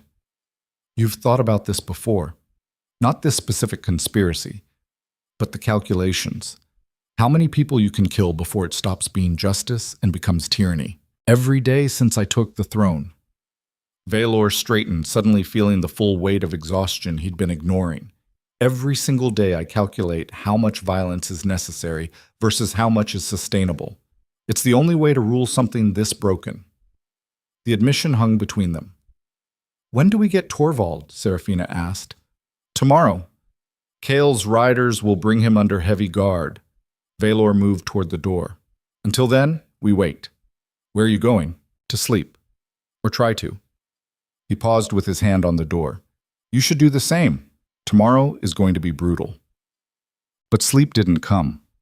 Valor lay in darkness, staring at ceiling beams while his mind refused to quiet. Every instinct said the situation was spiraling beyond his control. Multiple noble houses working together meant coordination that had taken months or years to establish. The kind of planning that required someone brilliant orchestrating from the center. Someone who understood how to move political pieces without exposing themselves until the trap had already closed. Someone who'd been watching him long enough to know exactly which vulnerabilities to exploit. Beside him in the sitting room, he could hear Serafina's restless movement through the door. She wasn't sleeping either, both of them lying awake in separate darknesses, waiting for dawn and answers that might not come. Valor rose finally, giving up on rest. He pulled on clothes and moved to his desk where documents waited. Intelligence reports, financial records, correspondence intercepted by his network of informants embedded throughout the nobility. He read until his eyes burned and morning light started bleeding through windows. And that's when he saw it. A detail so small he'd missed it twice before. A financial notation in House Voss's records showing payment to a southern merchant caravan 6 weeks ago, the same time frame when Gareth had started his rampage through the border villages, the same caravan that had delivered supplies to Torvald's warehouse in Blackwater. Valor pulled another document, then another, cross-referencing dates and amounts until a pattern emerged that made his blood run cold. House Voss hadn't just funded the assassination teams, they'd funded Gareth's entire military operation. The burned villages, the forced marriages, the violence that had driven Serafina north in the first place. All of it orchestrated, all of it designed to push her straight into Valor's path, where she would become exactly the kind of vulnerability the conspiracy needed to exploit. She'd never been running from Gareth. She'd been herded, deliberately, every step calculated to bring her here, to create the exact weakness they could use to destroy him. Valor felt something crack inside his chest, not his heart. He'd stopped believing that organ mattered years ago. but something deeper. The cold certainty he'd built his entire rule around. The conviction that he could see manipulation coming and counter it before it struck. He'd been blind. Worse than blind. Arrogant. So convinced of his own strategic superiority that he'd never questioned why a peasant woman managed to survive a forest that killed trained soldiers. Why the wolves had marked her instead of killing her. Why she'd appeared at his gates at precisely the moment when political instability made her bloodline most dangerous to his rule. He'd thought he was in control. He'd been playing someone else's game the entire time. The door to the sitting room opened. Serafina appeared, wrapped in one of his heavy cloaks against morning cold. "You're awake early." Valor looked at her across the desk and felt fury and betrayal, and something worse than both war inside his chest. "When did they approach you?" he asked quietly. Serafina went very still. "What? House Voss? Or Maroc? Or whichever house is running this conspiracy?" His voice remained flat despite the violence churning beneath. "When did they first make contact? Before you ran from Gareth? After you arrived here?" "When?" "I don't know what you're talking about." Valor stood, moving around the desk with deliberate control. "The evidence is here. Financial records showing House Voss funded Gareth's entire operation. The same house that paid for the assassination teams. The timing is too perfect to be coincidence. So I'll ask again. When did they recruit you?" "They didn't recruit me." Serafina's voice carried an edge now. "I ran because Gareth was going to kill me. Because my uncle sold me like livestock. Everything I told you was the truth." "Was it?" Valor kept approaching until only a few feet separated them. "Because from where I'm standing, it looks like someone very carefully arranged for a Lunaris heir to appear at my gates at precisely the moment when protecting her would make me vulnerable. And you played the role perfectly. Scared. Grateful. Just clever enough to be interesting, but not so clever I'd suspect manipulation." "You're wrong." "Am I?" "Show me the scratches." "What?" "The wolf marks. The ones that supposedly proved the bond." Valor's tone had gone dangerous. "Show them to me." Serafina's hand moved unconsciously to her shoulder where the dress had been torn that first night, then froze. "They healed," she said. "Wolf marks don't heal, not the kind that signify bond recognition. They scar, permanently." Valor grabbed her arm, pulling the cloak aside to expose her shoulder. Unmarked skin met his eyes, completely smooth. No scratches, no scars, nothing. The silence that followed felt like falling. "You lied," Valor said.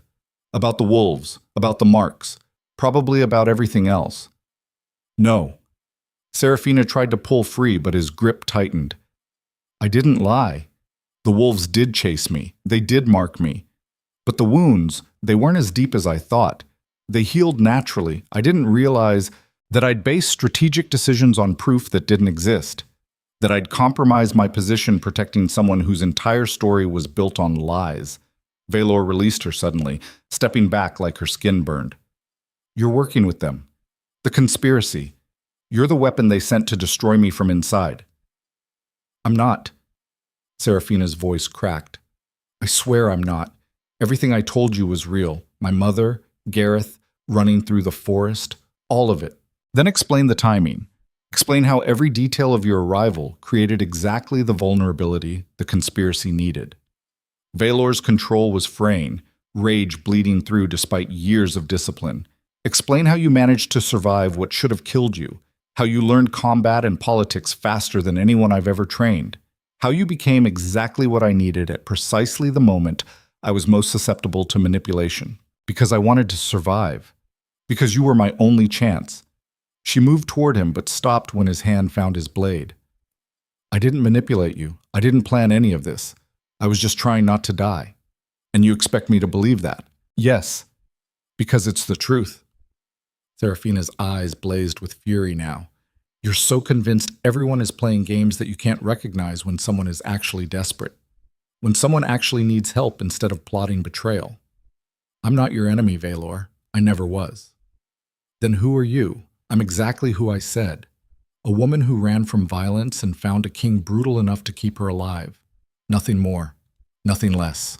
Valor stared at her, trying to see through fury to truth. His instincts screamed contradictions.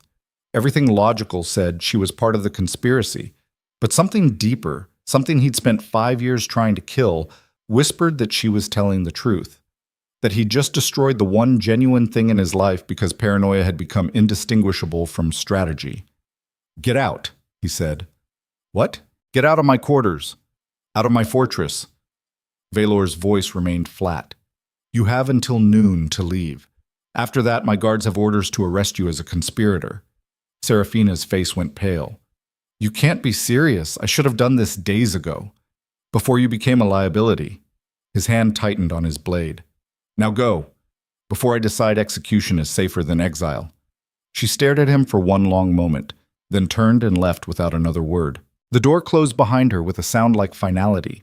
Valor stood alone in his quarters, surrounded by evidence and fury and the growing certainty that he'd just made a catastrophic mistake.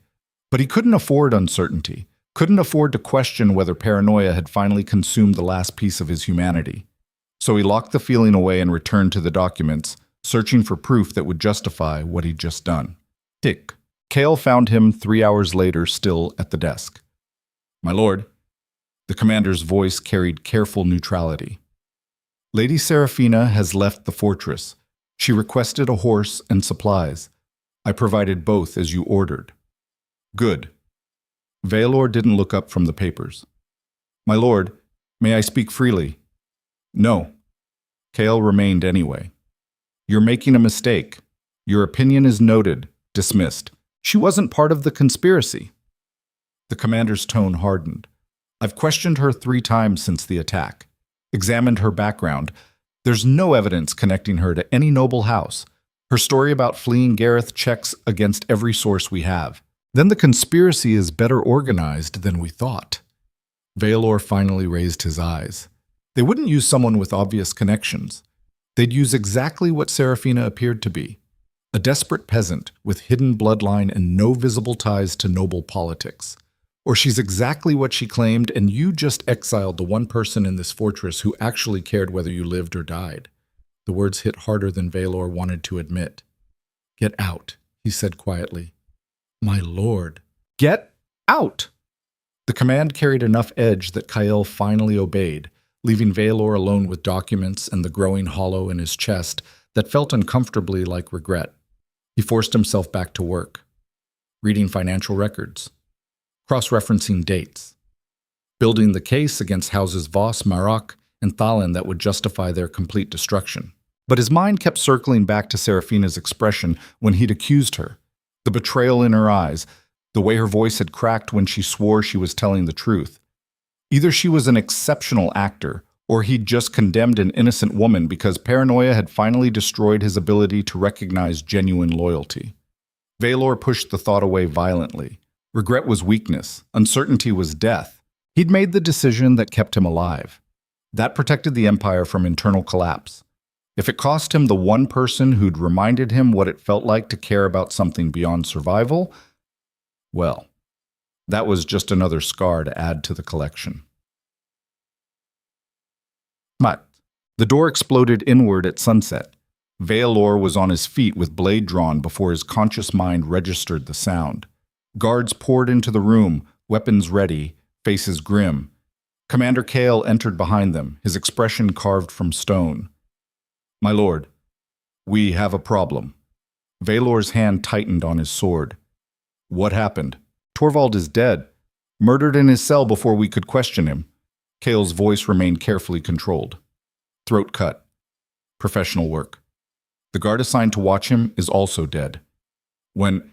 2 hours ago. We only discovered it when the shift change realized both men were missing." Kale moved closer, lowering his voice. "My lord, this was an inside job. Someone in our own command structure killed the one witness who could have exposed the conspiracy." Valor felt cold certainty settle deeper. "Which means the conspiracy reaches higher than we thought, high enough to have agents inside my personal guard." "Yes," Kale's jaw worked. "And there's more. We've received word from the southern border.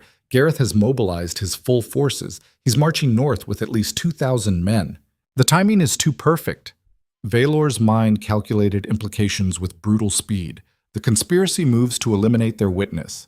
Simultaneously, their military asset begins invasion.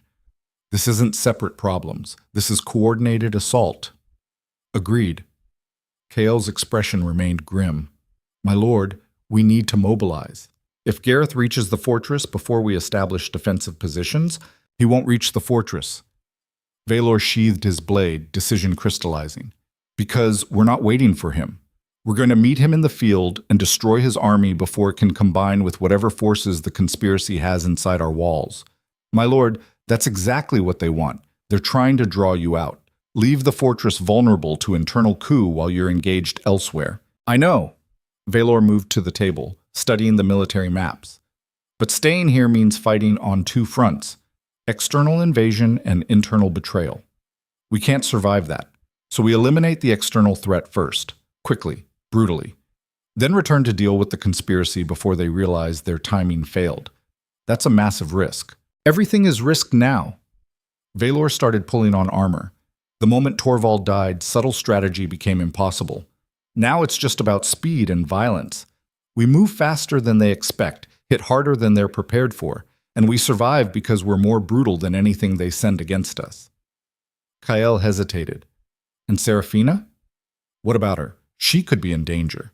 If the conspiracy realizes she's no longer under your protection, then she'll handle it the way she handled everything else. Valor's tone remained flat. She survived Gareth before. She'll survive whatever comes next. Even though the words tasted like ash. Even though something in his chest twisted at the thought of her alone and unprotected while conspirators moved against both of them. He locked those feelings away and focused on survival. On being the Wolf King instead of the man who'd briefly remembered what it felt like to care about someone else's life. Mobilize the army, he ordered. We march at dawn. Full strength, and send word to every house in the territory. Anyone who doesn't commit forces to this campaign will be investigated for conspiracy. That will force their hand. That's the point. Valor finished strapping on his armor. Let them reveal themselves through action or inaction. By the time we return, we'll know exactly who to execute. Kael nodded and left to organize the mobilization.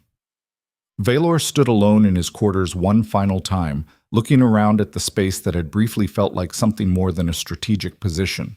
The chair where Seraphina had sat reading, the table where they'd studied maps together, the sitting room where she'd slept within arm's reach while assassins hunted them both. All of it felt hollow now, empty in a way that had nothing to do with physical presence. Valor turned his back on the emptiness and walked out to prepare for war. Because war was simple. War had rules he understood. War didn't require trust or faith or any of the soft emotions that had almost gotten him killed. In war, you survived by being more brutal than your enemies. And right now, that was the only skill that mattered.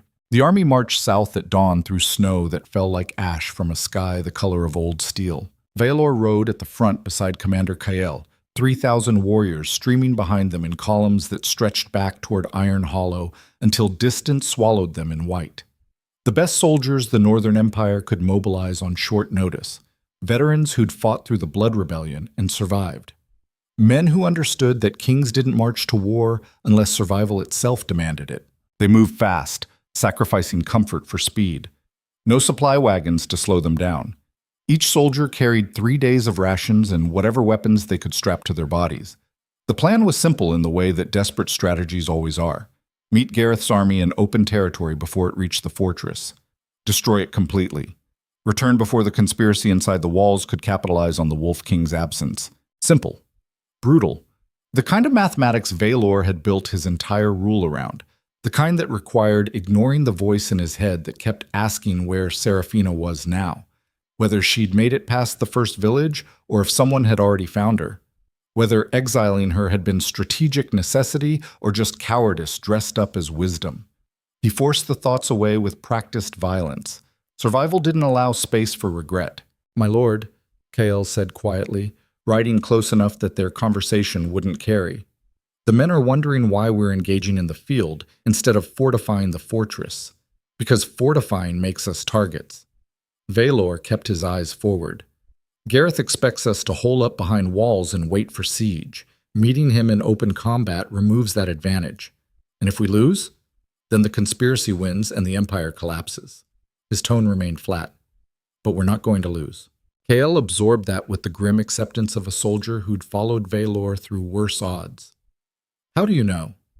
Because losing isn't an option I'm willing to consider. Valor's hand tightened fractionally on his reins. We survive because we have to, because the alternative is unacceptable. That's the only certainty that matters. The commander nodded and fell back to check the rear columns. Valor rode in silence, his mind already calculating battlefield positions and tactical approaches. Gareth commanded roughly 2,000 men, according to the latest intelligence, mostly mercenaries and conscripts from villages he'd conquered during his rampage south, poorly trained but desperate. The kind of force that fought viciously because death was preferable to the punishment waiting if they surrendered. Valor's army was smaller but better disciplined. Professional soldiers who'd drilled together for years. That should be enough advantage to overcome the numbers differential. Should be. If everything went according to plan. If no additional complications emerged. If the conspiracy didn't have surprises waiting beyond what they'd already revealed. Too many variables. Too many ways for strategy to collapse into chaos. But Valor had learned long ago that certainty was a luxury kings couldn't afford. You made decisions based on incomplete information and lived with the consequences. Hesitation killed more leaders than wrong choices ever did. So he kept riding south toward violence that would either cement his rule or end it completely, and tried not to think about the woman he'd exiled to make this gamble possible. They reached the plains of Varenth Keep on the third day, exhausted and frozen and ready for blood. The terrain was exactly what Valor had hoped for. Open ground with minimal cover, gently rolling hills that provided sightlines in all directions. No forest for ambushes, no rivers to complicate positioning, just snow and rock and enough space for 3,000 men to deploy in formation without crowding. Gareth's army was already there, camped 2 miles south with banners flying and fires burning against the gray afternoon. Valor studied them from a ridgeline through a spyglass, counting tents and estimating force strength. 2,000 was accurate, maybe slightly more. They'd set up in a defensive position with cavalry on the flanks and infantry massed in the center. Standard formation, nothing creative. Gareth was a competent commander, but not a brilliant one. He relied on brutality and momentum instead of tactical sophistication. That was useful information. "What's your assessment?" Kale asked. "They're expecting siege warfare. Look at the formation. It's designed to break against walls, not engage in open field combat." Valor lowered the spyglass. "They'll try to maintain defensive position and force us to attack uphill into their lines, so we don't give them that option." Kale studied the terrain. "We could circle east, force them to reposition. No time." Valor shook his head. "The longer we're out here, the more opportunity the conspiracy has to move inside the fortress. We hit them tomorrow morning, fast and direct. Break their center before they can adapt. That's going to cost us. Everything costs us. The question is whether the price is survivable." He turned to his commanders. "Deploy standard formation. Cavalry on both flanks. Pike infantry in the center. Archers behind them for support. We move at first light." The commanders scattered to organize their units. Valor remained on the ridgeline, watching Gareth's camp while darkness gathered and campfires multiplied like stars reflected in snow. Somewhere down there was the man whose violence had set this entire catastrophe in motion. The warlord who'd burned villages and forced Seraphina to run north into a trap she'd never seen coming. A trap Valor had sprung on her himself when paranoia finally consumed the last piece of his humanity. He wondered if she was still alive. Then forced himself to stop wondering because that kind of concern was exactly the weakness that had compromised him in the first place. The attack came at dawn before Valor's army could move. Horns screamed across the frozen plain as cavalry erupted from Gareth's camp in a coordinated charge that suggested far better planning than initial intelligence had indicated. 500 mounted warriors thundering across open ground in a wedge formation designed to punch through defensive lines and scatter infantry before the battle properly began. Valor was moving before his mind finished processing the sight. "Hold formation!" he roared, his voice carrying across the scrambling army. "Pikes forward! Archers find your range! Hold the God's damned formation!" His commanders echoed the orders. Soldiers who'd been preparing for a measured advance suddenly shifted into defensive positions. Pike infantry rushed forward to establish a bristling wall of steel points. Archers knocked arrows and drew. The cavalry kept coming. 200 yards. 100. Close enough to see individual faces contorted with battle fury. Valor drew his sword and rode to the front line because kings who stayed in safe positions lost the respect that kept armies fighting when strategy collapsed into survival. 50 yards. Now, he shouted. Arrows darkened the sky. The front ranks of cavalry went down in a tangle of screaming horses and dying men, but momentum carried the survivors forward into the pike wall, where violence transformed from tactics into pure carnage. Steel punched through armor. Horses screamed. Men fell beneath hooves and were trampled into red mud.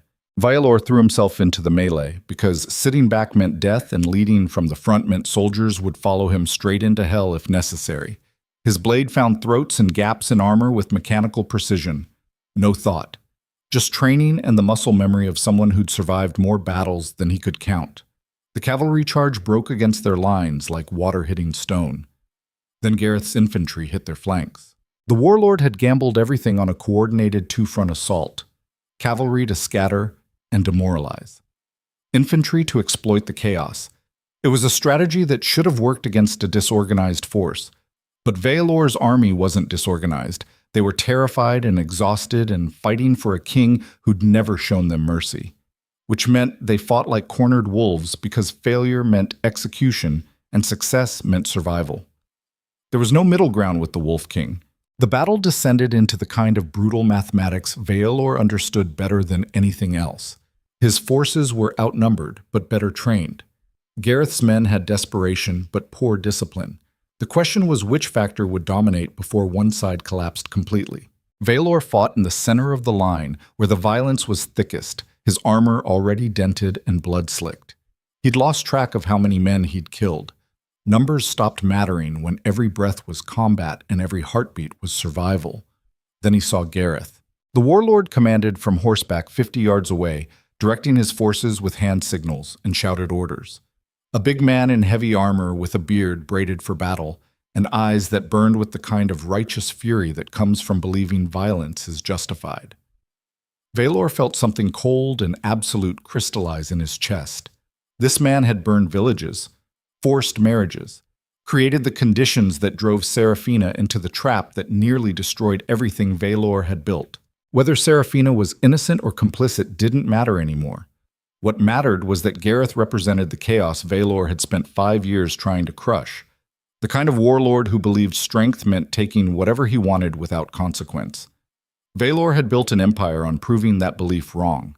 He spurred his horse forward, cutting through the battle line with Kael and a dozen royal guards following in his wake. Men scattered or died. The violence parted around them like water around stone. Gareth saw them coming and turned to meet the charge, his own guards forming up around him. They collided in a crash of steel and horseflesh that sent both forces reeling. Valor abandoned his mount when the press of bodies made riding impossible, hitting the ground already swinging. His blade found a guard's throat, then another's chest. The guards protecting Gareth fell or fled. Then it was just the two of them in a space carved from chaos by mutual violence. "You're the Wolf King," Gareth said, breathing hard. His blade dripped red. "Smaller than I expected. And you're the warlord who thought burning villages made you powerful." Valor circled, looking for openings. "Turns out you were wrong. I built an army." Gareth matched his movement. "I took what weak men couldn't protect. That's power." "No." Valor struck faster than thought, blade scraping off Gareth's armor. "That's just violence without purpose. Power is what happens when violence serves something larger than itself." They traded blows in rapid succession, steel ringing against steel. Gareth fought with raw strength and aggression. Valor fought with precision and the cold certainty of someone who'd killed enough men to know exactly where armor had weaknesses. The warlord was good, possibly better than Valor in pure combat skill. But Valor had spent 5 years surviving people who wanted him dead. He'd learned that winning wasn't about being the best fighter. It was about being willing to do whatever survival required. So when Gareth overextended on a powerful downward strike, Valor didn't block or parry. He stepped inside the blow and drove his blade upward through the gap beneath Gareth's arm where armor plates met. Steel punched through leather and flesh and kept going until it scraped against bone. Gareth's eyes went wide with shock. "This is for every village you burned," Valor said quietly. "Every woman you forced into bondage, every piece of chaos you created that threatened the stability I've bled to maintain." He twisted the blade. Gareth collapsed, choking on blood. Valor pulled his sword free and looked up to see the battle had shifted. Gareth's forces were breaking, their commander dead and their cohesion shattered. Valor's army was pushing forward, cutting down anyone who didn't surrender fast enough. The battle was over. They'd won. But the victory felt hollow, in a way Valor couldn't articulate. He stood in the center of carnage, surrounded by bodies and screaming, and the aftermath of violence that had solved exactly nothing. Gareth was dead, but the conspiracy remained. The Empire was intact, but Serafina was gone. He'd survived, but couldn't remember why that mattered anymore. Kyle appeared beside him, limping and blood-soaked, but alive. "My lord, we need to secure the field and count casualties." "Do it." Valor's voice came out flat. "And send riders back to Iron Hollow. I want to know if the conspiracy made any moves while we were engaged here." "Already done." Kael hesitated. "My lord, about Lady Serafina." "Don't." Valor turned away. "Just handle the aftermath. I'll be in my tent." He walked through this battlefield alone, past soldiers already stripping corpses and tending wounded. The snow had turned red beneath thousands of boots. Smoke rose from dying fires. Ravens were already circling overhead, drawn by the promise of carrion. This was what power looked like when stripped of ceremony and politics. Blood and shit and screaming. The brutal truth underneath every throne. Valor had always understood that truth. But for a brief moment, standing in his quarters with Serafina reading by firelight, he'd allowed himself to forget it. That forgetting had almost cost him everything. He wouldn't make that mistake again. The riders returned from Iron Hollow 16 hours later, while Valor's army was still processing prisoners and organizing the march home. Commander Kael brought them directly to Valor's command tent, where maps and reports covered every surface. The Wolf King stood over a casualty list, calculating losses with the detached precision of someone reviewing supply manifests instead of dead soldiers. 800 casualties. Nearly a third of his force. The victory had been expensive. "My lord," Kael said, "the riders have news from the fortress." Valor didn't look up. "Report. The conspiracy moved while we were engaged. Houses Voss, Marok, and Thalin attempted a coordinated coup. They seized the throne room and declared you unfit to rule due to..." Kael hesitated. "Due to compromised judgment regarding Lady Serafina." Valor's hands tightened fractionally on the papers. How did they fail? They didn't. The commander's voice carried something that might have been respect. Lady Serafina stopped them. Valor's head snapped up. "What?" "She returned to the fortress 3 days ago. Alone. The guards tried to turn her away, but she invoked ancient sanctuary law and demanded trial by testimony before the assembled nobility." Kael pulled out a folded report. By the time the conspiracy realized what was happening, she'd exposed their entire operation in front of every minor house and merchant guild in the territory. "That's impossible." Valor grabbed the report, scanning details that shouldn't exist. "She doesn't have training in court procedure. She wouldn't know." "Apparently she does." Kael's expression remained carefully neutral. She presented financial records, testimony from servants who'd witnessed conspiracy meetings, even got 3 members of House Thalin to turn witness against the others in exchange for reduced punishment. Where did she get financial records? She broke into Lord Malrek's personal study the night before the coup attempt and copied everything. One of the riders allowed himself a slight smile. The guards found her halfway out a 3rd-story window with a satchel full of documents. By then it was too late to stop her from using them. Valor felt something crack in his chest that had nothing to do with battle injuries and everything to do with the realization that he'd catastrophically underestimated the woman he'd exiled. "Is she alive?" he asked. "Yes. Under heavy guard in the throne room. She's demanding you return to confirm her testimony and pass final judgment on the conspiracy." Kael paused. "My lord, she saved your empire. Without her intervention, we'd be returning to civil war instead of a secured capital." The silence stretched. How many houses were involved? Veilor asked, finally. 5 confirmed. Another 3 under investigation. Lady Seraphina gave them all a choice. Confess involvement and accept execution of house leaders with wealth redistribution to damaged territories. Or maintain innocence and face total house annihilation, including extended family. And they chose. Every house confessed within 6 hours. The writer's voice carried dark humor. Apparently she learned interrogation tactics from someone particularly brutal. Veilor felt something almost like pride war with the guilt churning in his chest. She'd done what he couldn't, exposed the conspiracy through legal means that preserved stability instead of triggering civil war. Used his own brutal reputation as leverage to force confessions without needing actual torture. It was exactly the kind of strategy he would have employed if he'd been thinking clearly instead of drowning in paranoia. "Prepare the army to march," he said. "We return to Iron Hollow immediately. My lord, the men need rest. They'll rest when we're behind walls with the conspiracy neutralized." Veilor was already moving, grabbing weapons and armor. "How long until we can move?" 2 hours if we leave the wounded behind with minimal guard. "Do it, and send riders ahead. I want the throne room prepared for formal judgment. Every noble house in attendance. This ends publicly." The commanders scattered to organize the rapid departure. Veilor stood alone in his tent, staring at the report about Seraphina's actions while something twisted in his chest that felt uncomfortably like shame. He'd called her a conspirator, exiled her, left her unprotected and alone, and she'd responded by saving his empire while he was busy proving his brutality on a battlefield. The evidence of her innocence was overwhelming now. The wolf marks had healed because they were surface wounds, not mystical bonds. Her arrival timing had been coincidence weaponized by the conspiracy, not coordination. Everything she'd told him was true, and he'd thrown her away because trust had become impossible, and paranoia had consumed the last piece of his humanity. Veilor forced himself to keep moving, keep planning, keep being the Wolf King who survived through ruthlessness instead of the man who'd briefly remembered how to care about someone else. But the guilt followed him like smoke, and for the first time in 5 years, he wasn't certain survival was worth the cost it required. They reached Iron Hollow 4 days later, riding through gates that opened to reveal a fortress transformed. The Great Hall had been cleared of battle damage and converted into a courtroom. Every noble house in the Northern Territories had sent representatives. Merchants and guild leaders filled the gallery. Common citizens packed the corridors outside, demanding to witness judgment on the conspiracy that had nearly destroyed the empire. And standing on the platform beside the empty throne was Seraphina. She wore simple gray wool and no jewelry, her hair pulled back in the same severe style from the banquet.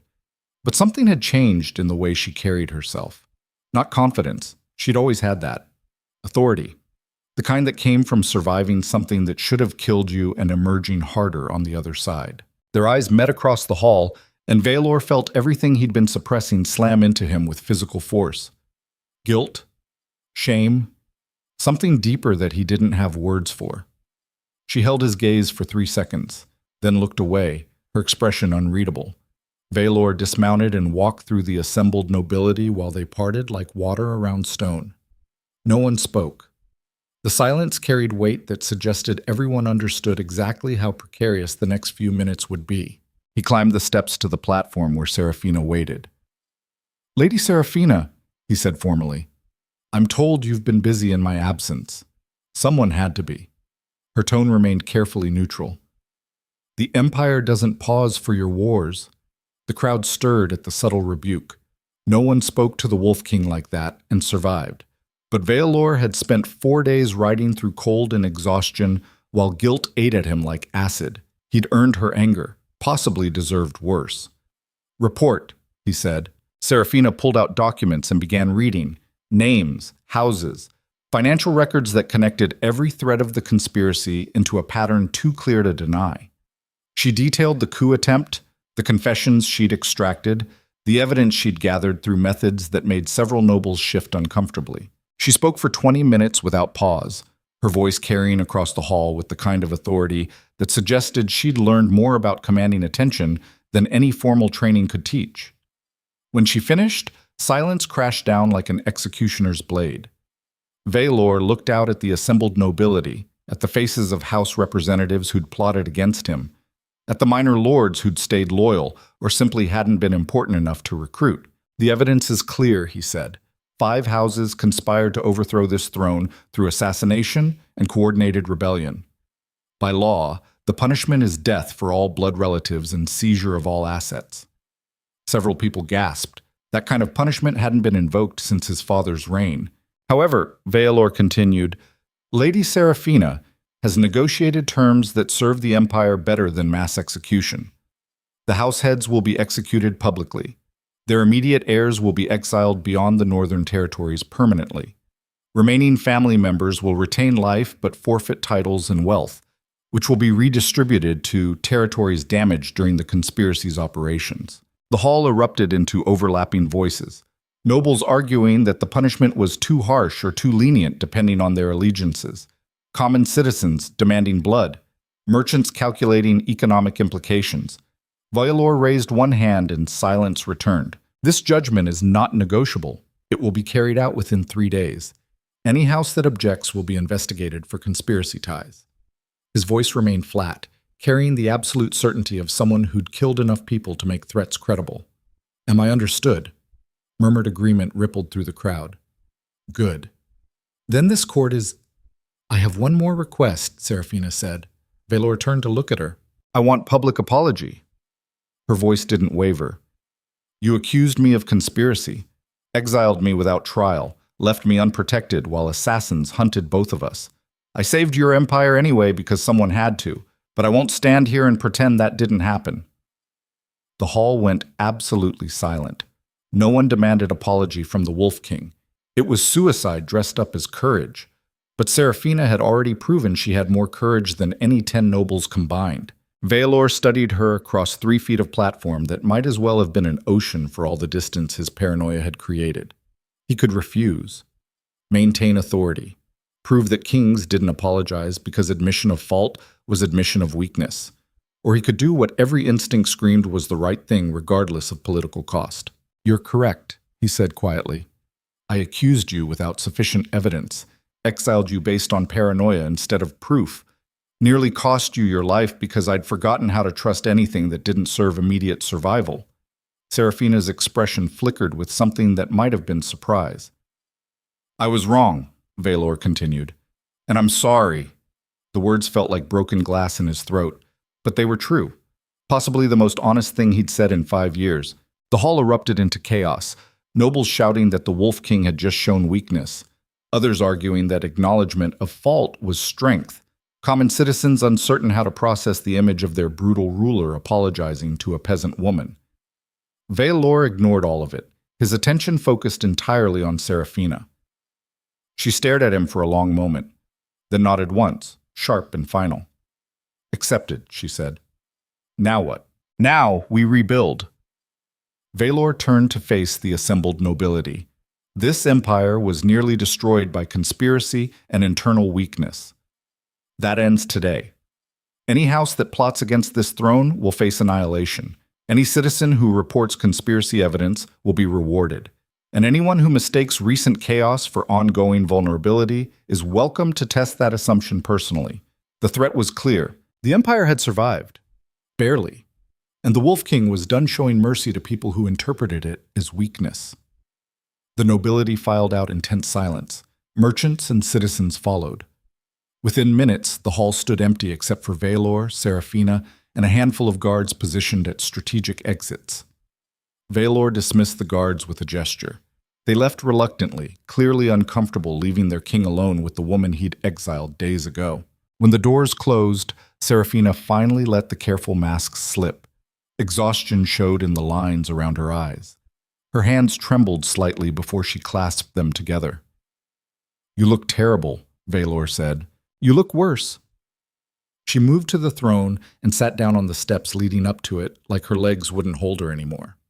I broke into 3 different noble estates, copied hundreds of pages of documents, convinced 5 houses to confess to conspiracy through leverage I barely understood, and spent 4 days terrified you'd return and have me executed before I could prove I was telling the truth. I wouldn't have... Yes, you would. Her voice carried absolute certainty. You were ready to kill me that morning. I saw it in your eyes. If I'd pushed harder or said the wrong thing, you would have decided execution was safer than exile. Valor couldn't deny it because she was right. Why did you come back? He asked. You were free. Safe. You could have disappeared into any southern territory and built a new life. Because the Empire needed someone to stop the conspiracy. And because, she hesitated, because despite everything, I understood why you did it, why you couldn't trust me. You've survived by assuming everyone is an enemy until proven otherwise. That's kept you alive. It also made you incapable of recognizing genuine loyalty when it was standing right in front of you. The words hit harder than any blade could have. I'm sorry, Valor said again, knowing the words were inadequate but having nothing else to offer. For all of it. I know. Serafina stood, brushing dust from her dress.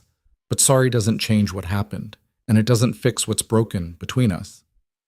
No, it doesn't. Valor moved closer, stopping just within arm's reach. But maybe we can rebuild anyway. If you're willing. Rebuild what? Her eyes met his. Trust? Partnership? Whatever we were becoming before paranoia destroyed it? All of it. His voice dropped lower. I don't know if I'm capable of the kind of trust that doesn't come with exit strategies and contingency plans, but I'm willing to try. If you are. Serafina studied him for a long moment. Then she reached out and took his hand, her fingers cold against his palm. One condition, she said. Anything. You teach me everything, not just combat and politics. Everything about how to survive in this world you've built. Because I'm done being vulnerable. I'm done being the weakness people exploit to hurt you. She squeezed his hand hard enough that her knuckles went white. If I'm staying here, I'm staying dangerous. Valor felt something almost like hope unfold in his chest for the first time in years. Deal, he said. They stood there on the platform in an empty throne room that had witnessed conspiracy and judgment and the brutal mathematics of survival. Two people who'd been broken by violence and paranoia and the cost of power. Two people who'd chosen to rebuild anyway because the alternative was surrendering to the darkness that threatened to consume them both. Outside, the Empire continued its chaotic recovery. Noble houses adjusted to new power structures. Citizens processed the near collapse of everything they'd believed was stable. Soldiers buried their dead and tried to forget the screaming. But inside that throne room, for just a moment, something fragile and genuine existed between the Wolf King and the woman who'd saved his empire while he was busy proving his brutality on distant battlefields.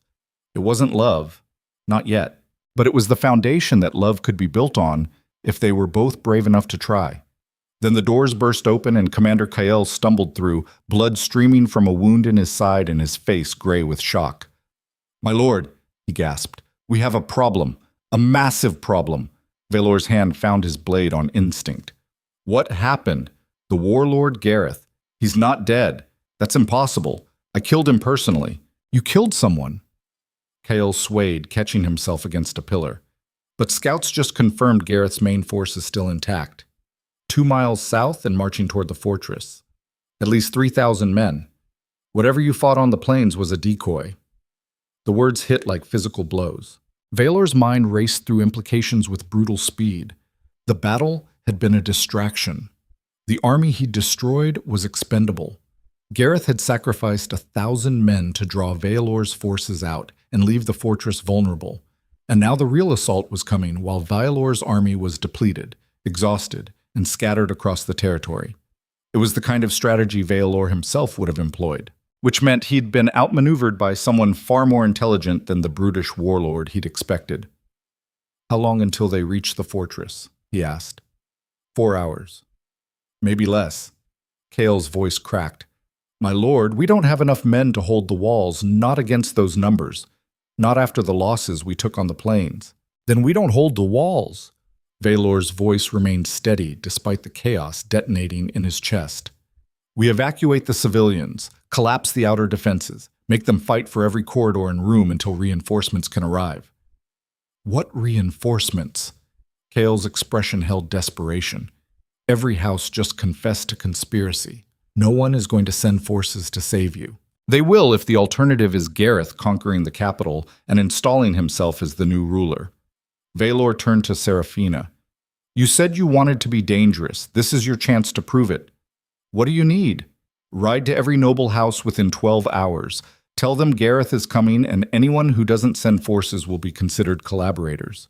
Use my name, my authority, whatever it takes to mobilize them." Her eyes blazed. "I can do that." "Good, because if you can't, we're all dead by sunrise." Serafina ran for the doors without another word. Valor turned to Kael. "Organize the evacuation. Women and children out through the northern tunnels. Every able fighter to defensive positions. We're buying time until help arrives. And if help doesn't arrive, then we die holding this fortress." Valor's voice carried the flat certainty of someone who'd already calculated the odds and accepted them. "But we're taking as many of them with us as possible. That's the only legacy that matters." Kael nodded and fled to organize the defense. Valor stood alone in the throne room one final time, looking at the seat of power he'd bled to maintain. The throne that had cost him his brother, his humanity, and nearly everything he'd briefly allowed himself to care about. The throne that might cost him his life in the next few hours. He walked out to prepare for the battle that would either cement his legend or end it completely, and tried not to think about the fact that Serafina was riding alone through hostile territory to beg for help from noble houses that had every reason to let him die. To be continued. The real battle begins as Gareth's full army descends on Iron Hollow with overwhelming force. Valor commands a desperate defense with depleted forces and crumbling walls. Serafina races against time to rally reinforcements from nobles who might prefer to let the Wolf King fall. And somewhere in the chaos, a final truth will emerge, one that will force both of them to choose between the empire they fought for and the future they could build if they survived the night. The walls of Iron Hollow burned as Gareth's army hit them like a tidal wave made of steel and fury. Valor stood on the ramparts watching 3,000 warriors surge across the frozen plain toward defenses he knew couldn't hold. His own forces numbered barely 800 after casualties from the decoy battle and the conspiracy's purge. Mathematics didn't lie. They were going to lose. The only question was how long they could make dying cost the enemy. Commander Kael appeared beside him, armor already scorched from the flaming arrows raining down on the outer walls. "My lord, the eastern gate won't hold more than an hour, maybe less. Then we abandon it after 40 minutes and fall back to the inner courtyard." Valor's voice remained steady despite exhaustion grinding his thoughts to dust. "Collapse the gatehouse behind us. Make them dig through rubble for every foot of ground. That's a delaying tactic, not a defense. Everything is a delaying tactic now." Valor turned to face his commander. "We're buying time for Serafina to return with reinforcements. That's the only victory available. And if she doesn't return, then we die knowing we made them pay for it." His tone carried the flat certainty of someone who'd already accepted the mathematics of survival. Better than surrendering and dying anyway. Kael nodded once and moved to relay orders. Valor remained on the wall, watching the assault unfold with the detached precision of a strategist who'd run out of good options and was now choosing between different flavors of catastrophe. Gareth had learned from the decoy battle. This time, the warlord used siege towers and coordinated flanking maneuvers instead of frontal charges. Professional tactics, the kind that cost more lives but guaranteed eventual breakthrough. Someone brilliant was advising him. Someone who understood warfare at a level that suggested formal military training. That realization settled cold in Valor's gut. The conspiracy had been bigger than 5 noble houses plotting coup. It had been organized by someone with strategic genius who'd used those houses as expendable pieces while keeping their own involvement hidden. Someone who'd anticipated every move Valor made and countered it perfectly. Someone who was about to win. The eastern gate collapsed in a roar of splintering wood and screaming metal. Enemy soldiers poured through the breach like water through a cracked dam. Valor's forces met them with desperate violence, pike walls and sword lines that held for precious minutes before being overwhelmed by sheer numbers. Valor descended from the ramparts and threw himself into the melee because kings who commanded from safety lost the loyalty that kept soldiers fighting when hope died. His blade found throats and hearts with mechanical efficiency. No thought. Just the muscle memory of someone who'd survived too many battles to count. Men died around him. His own soldiers and enemy forces tangled together in violence that transformed stone corridors into charnel houses. Blood made the floors slick, Smoke from burning buildings turned air into something that scraped lungs raw with every breath. They fell back, room by room, corridor by corridor, making Gareth's forces pay for every foot with bodies and time. But mathematics was absolute. They were losing. Commander Cale found him in the inner courtyard 3 hours into the assault, both of them blood-soaked and barely standing. "My lord, we've lost the outer fortress completely. Enemy forces are moving through the residential quarters. We have maybe 500 men still fighting. How long until they reach the throne room?" "An hour. Maybe 2 if we collapse the main stairwell." Cale's voice cracked with exhaustion. "My lord, we need to evacuate. You need to escape while there's still—" "I'm not evacuating." Velor cut him off. "If I run, every soldier still fighting will break. They're holding because their king is holding. The moment I flee, it's over. Then we're all going to die here." "Probably." Velor allowed himself a grim smile. "But Gareth will remember the cost for the rest of his life, however long that lasts." A messenger stumbled into the courtyard, blood streaming from a head wound. "My lord, scouts report movement on the northern road. Multiple forces approaching. More enemy reinforcements." Cale's expression went flat. The messenger shook his head. "No, sir. Multiple banners. At least 7 different houses. They're attacking Gareth's rear positions." The words took several seconds to process through exhaustion and the certainty of imminent death. Serafina did it. Velor felt something that might have been hope ignite in his chest. She actually convinced them to come. "How many?" Cale demanded. "At least 2,000. Maybe more." The messenger swayed on his feet. "They're hitting Gareth's supply lines and siege equipment. The enemy is being forced to split their forces. Then we don't give them time to adapt." Velor was already moving, gathering the remaining commanders with shouted orders. "Every soldier who can still hold a weapon forms up in the main hall. We're going to punch through their forward positions while they're dealing with the flanking attack. Break their momentum before they realize what's happening." "My lord, that's suicide. We'll be caught between their forces. We're dead anyway if we stay defensive." Velor strapped on what remained of his armor. "At least this way we die doing damage." The commanders scattered to organize the desperate counterattack. Velor stood in the center of the courtyard, looking up at smoke-darkened sky and trying to quiet the voice in his head that whispered this was exactly the kind of reckless gamble that got kings killed. But recklessness was the only tool left when strategy collapsed into pure survival.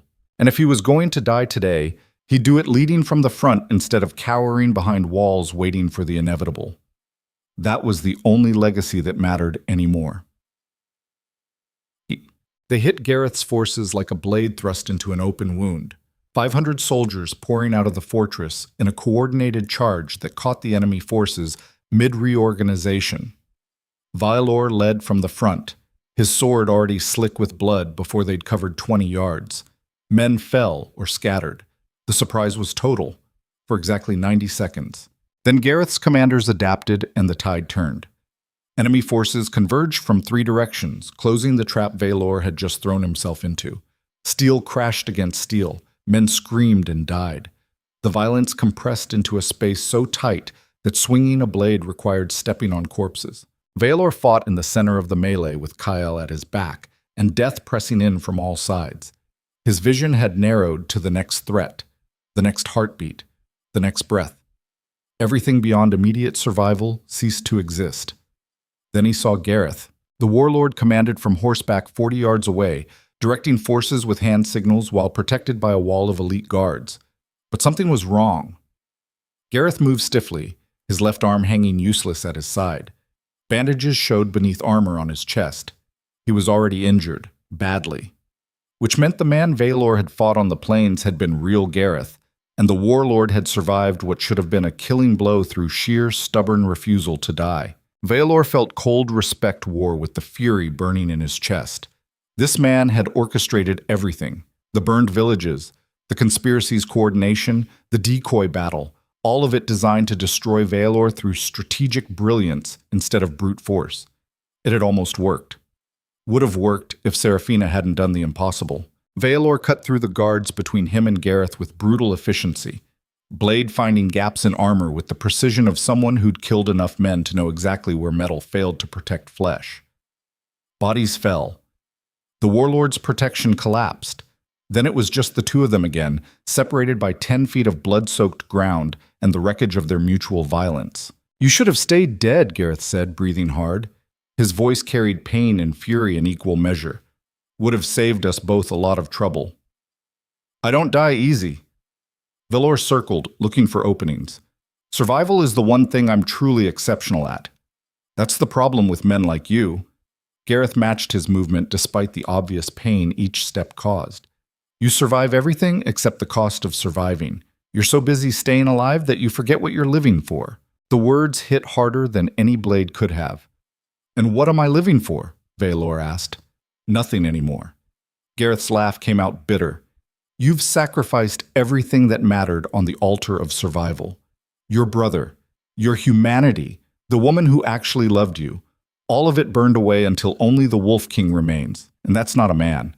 That's just a collection of scars that learned to kill anything that got close." Valor felt something crack in his chest because the warlord was right.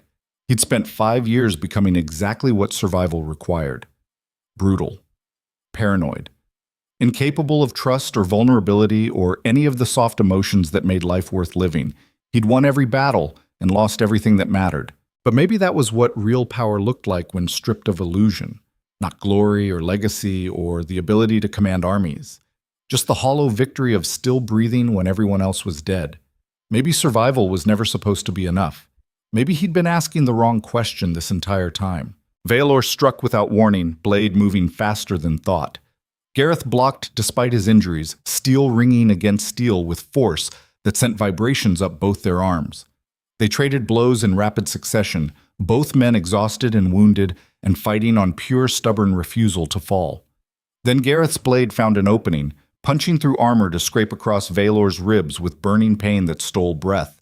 Valor's counterstrike took the warlord through the throat. Gareth collapsed, choking on blood, his eyes wide with something that looked almost like relief, as if dying was preferable to continuing the brutal mathematics of survival. Valor stood over him, breathing hard, his own blood soaking into ruined armor. Around them, the battle had shifted. The reinforcements Seraphina brought were pushing through Gareth's forces, breaking their cohesion. The assault was collapsing.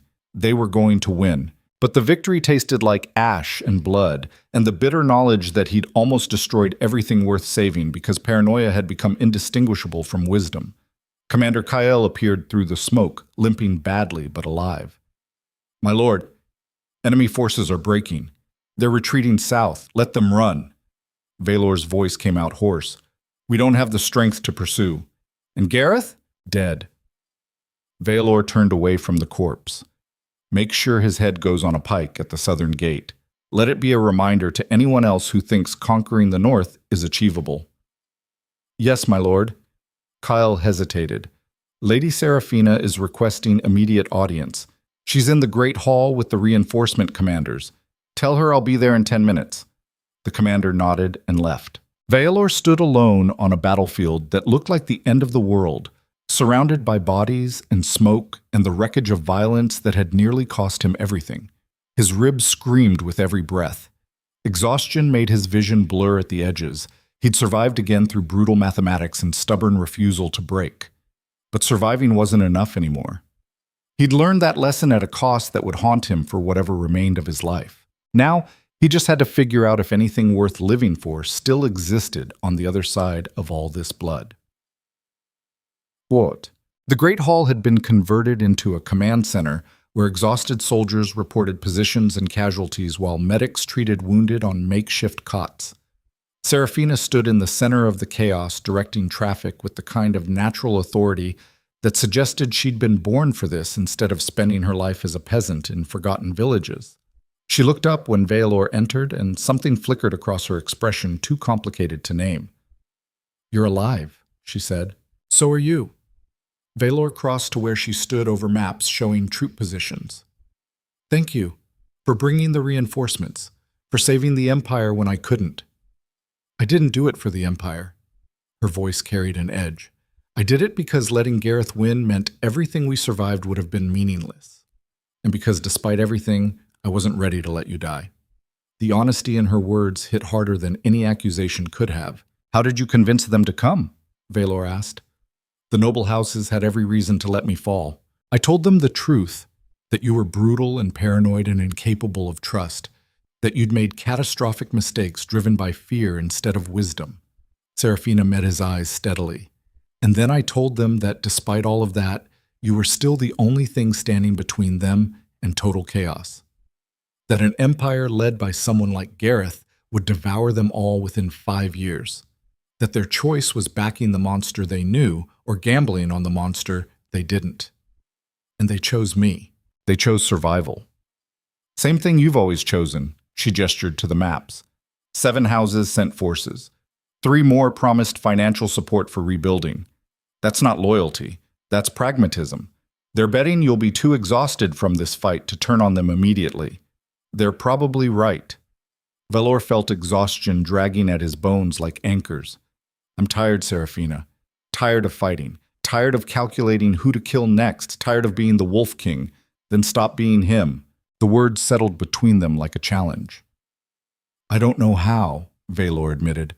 I've been this person for so long I can't remember what I was before. My brother's death broke something fundamental. I rebuilt myself as a weapon because weapons survive and men die.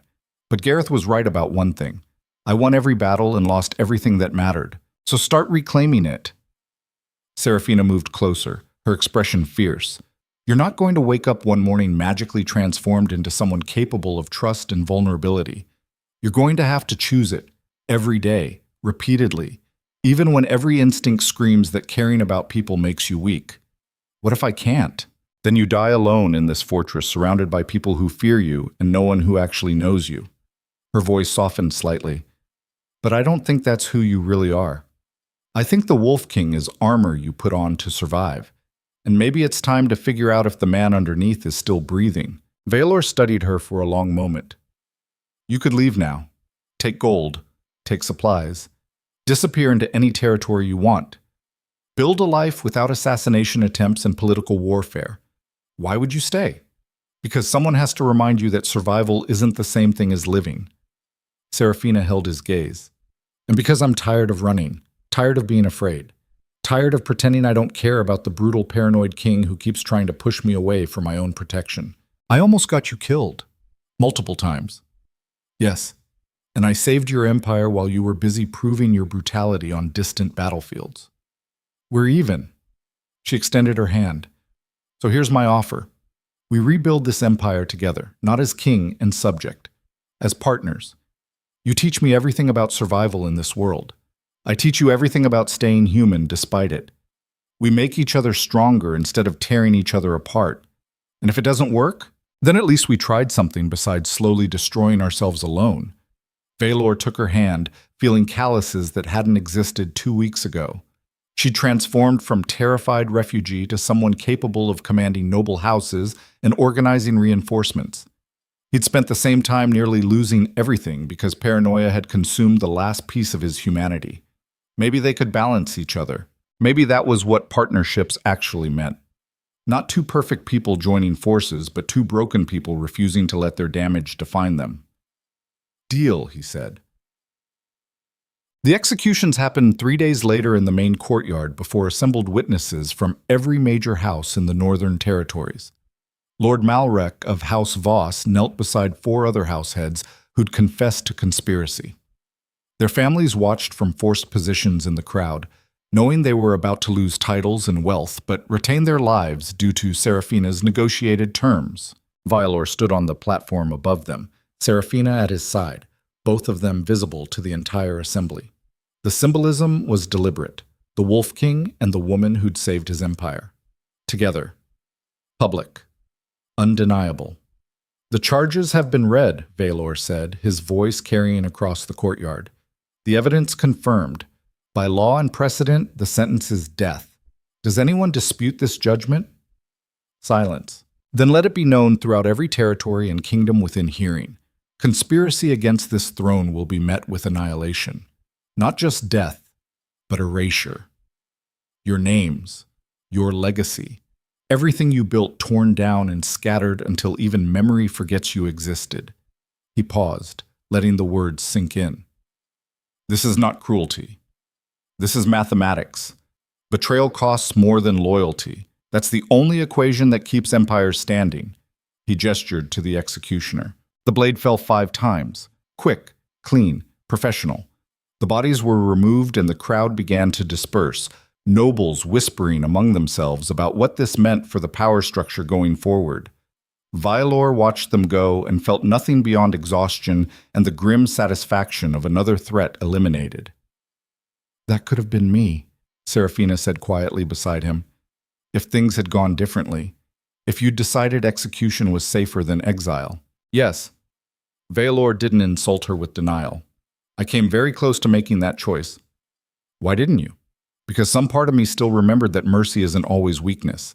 That sometimes it's just recognizing someone is telling the truth, even when every instinct screams otherwise." His voice dropped lower. "I was wrong about you. Catastrophically wrong. And I'm sorry. You've already apologized. I'll probably need to keep apologizing for a while." Vialor turned to face her fully. "What you did, saving the Empire, organizing reinforcements, surviving alone while assassins hunted you, that wasn't luck or coincidence. That was strength I should have recognized instead of fearing, so recognize it now." Serafina's expression remained fierce. "Stop apologizing and start trusting. That's the only thing that actually rebuilds what paranoia destroyed." She was right. Apologies were words. Trust was action.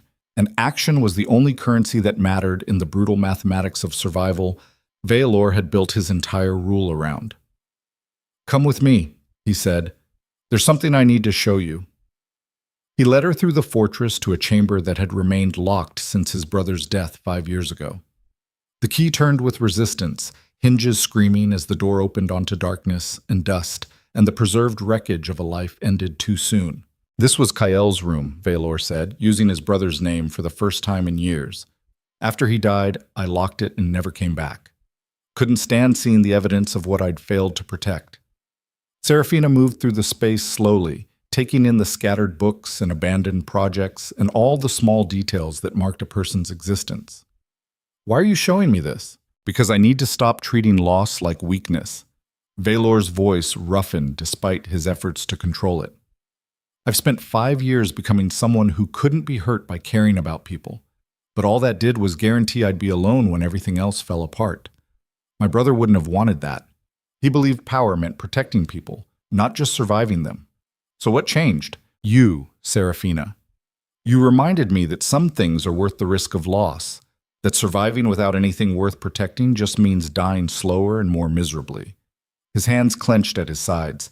"I don't know if I can be the person my brother believed I could become, but I want to try. And I can't do that alone." Serafina crossed to stand directly in front of him, close enough that he could see exhaustion and determination burning in equal measure behind her eyes. "Then we do it together. We build something better than just survival. We make this empire actually worth defending instead of just defending it because the alternative is worse." She reached up to touch his face, fingers tracing the scar that cut through his eyebrow. "And we figure out if 2 broken people can actually heal each other, or if we're just going to make new and interesting kinds of damage." "Probably both," Vialor admitted. "Probably," she smiled, sharp and genuine. "But at least it won't be boring." He kissed her then, not with the desperate need of people trying to forget violence, but with the slow certainty of 2 people choosing each other despite knowing exactly how much that choice would cost. Her hands fisted in his shirt, his arms wrapped around her like he could anchor them both against whatever storms were coming. When they finally pulled apart, both breathing hard, the world outside still existed. The empire still needed rebuilding. Noble houses still plotted in shadows. Enemies still gathered beyond borders. But for the first time in 5 years, Vialor felt like survival might actually be worth the brutal cost it required. Because he wasn't surviving alone anymore. But spring came slowly to the northern territories that year. Snow melted in hesitant stages, revealing ground that had been frozen for so long it took weeks to remember how to grow anything. Villages destroyed during Gareth's rampage were rebuilt with funds seized from conspirator houses.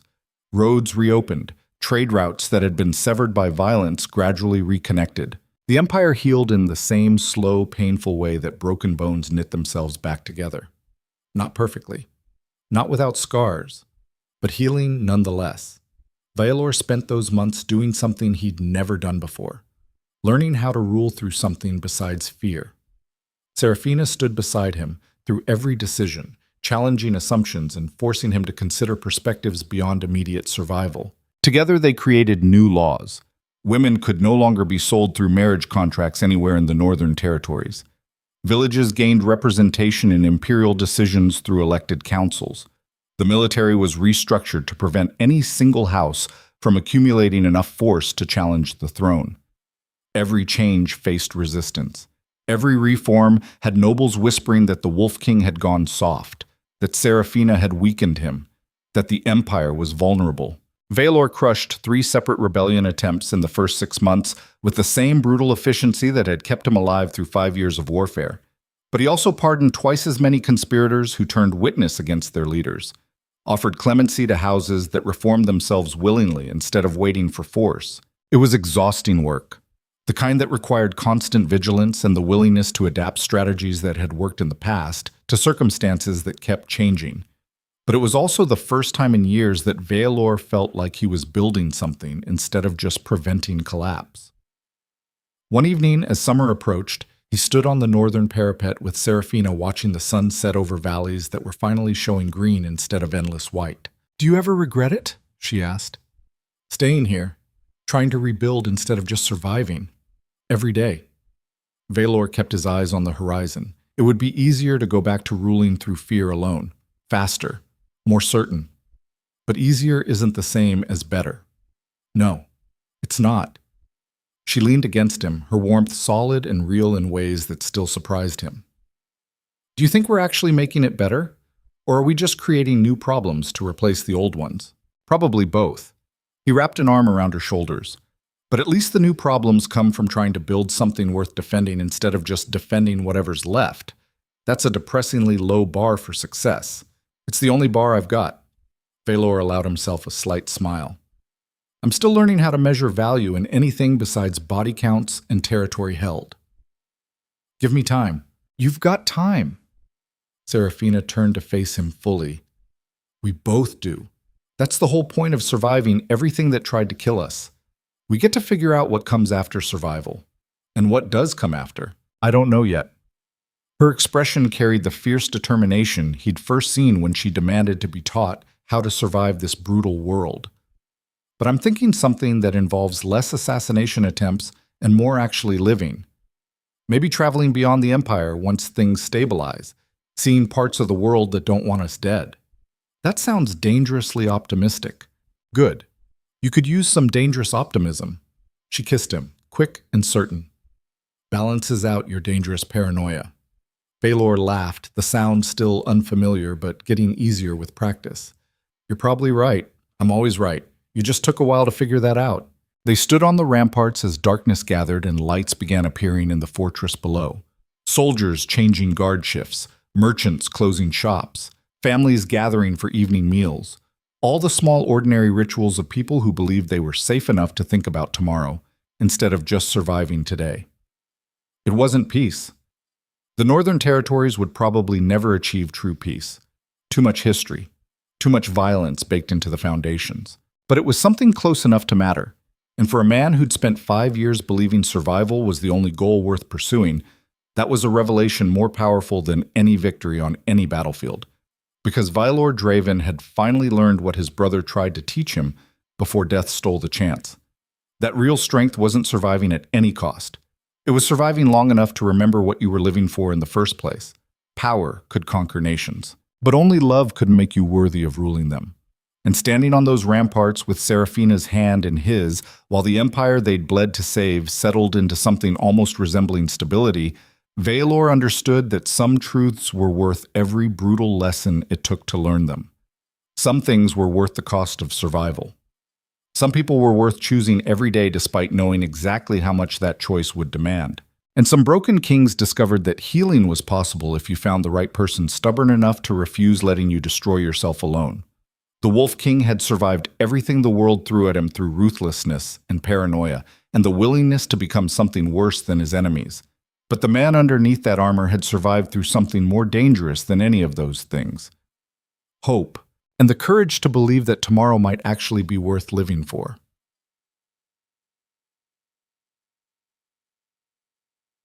Years later, travelers passing through the northern territories would tell stories about the Wolf King and the peasant queen who transformed an empire built on fear into something stronger. They'd speak of roads that were safe to travel, villages that prospered instead of just surviving, laws that protected the vulnerable instead of just empowering the strong. They'd talk about the scars both rulers carried, the battles they'd survived, the price they'd paid for every inch of progress. But mostly, they'd talk about the way Valor Draven looked at Seraphina Vale like she was the only thing in the world more valuable than his throne, and how she looked back at him with the fierce certainty of someone who'd chosen to stay beside a broken king and refused to let him remain broken. Because some love stories weren't about perfection or destiny or souls recognizing each other across lifetimes. Some were just about two people who'd survived hell together and decided that was enough foundation to build something beautiful. Even if building required more courage than surviving ever did. Even if every day meant choosing trust over paranoia and vulnerability over armor. Even if the world would always be dangerous, and empires would always demand blood, and nothing was ever truly safe. They chose each other anyway, and that choice changed everything.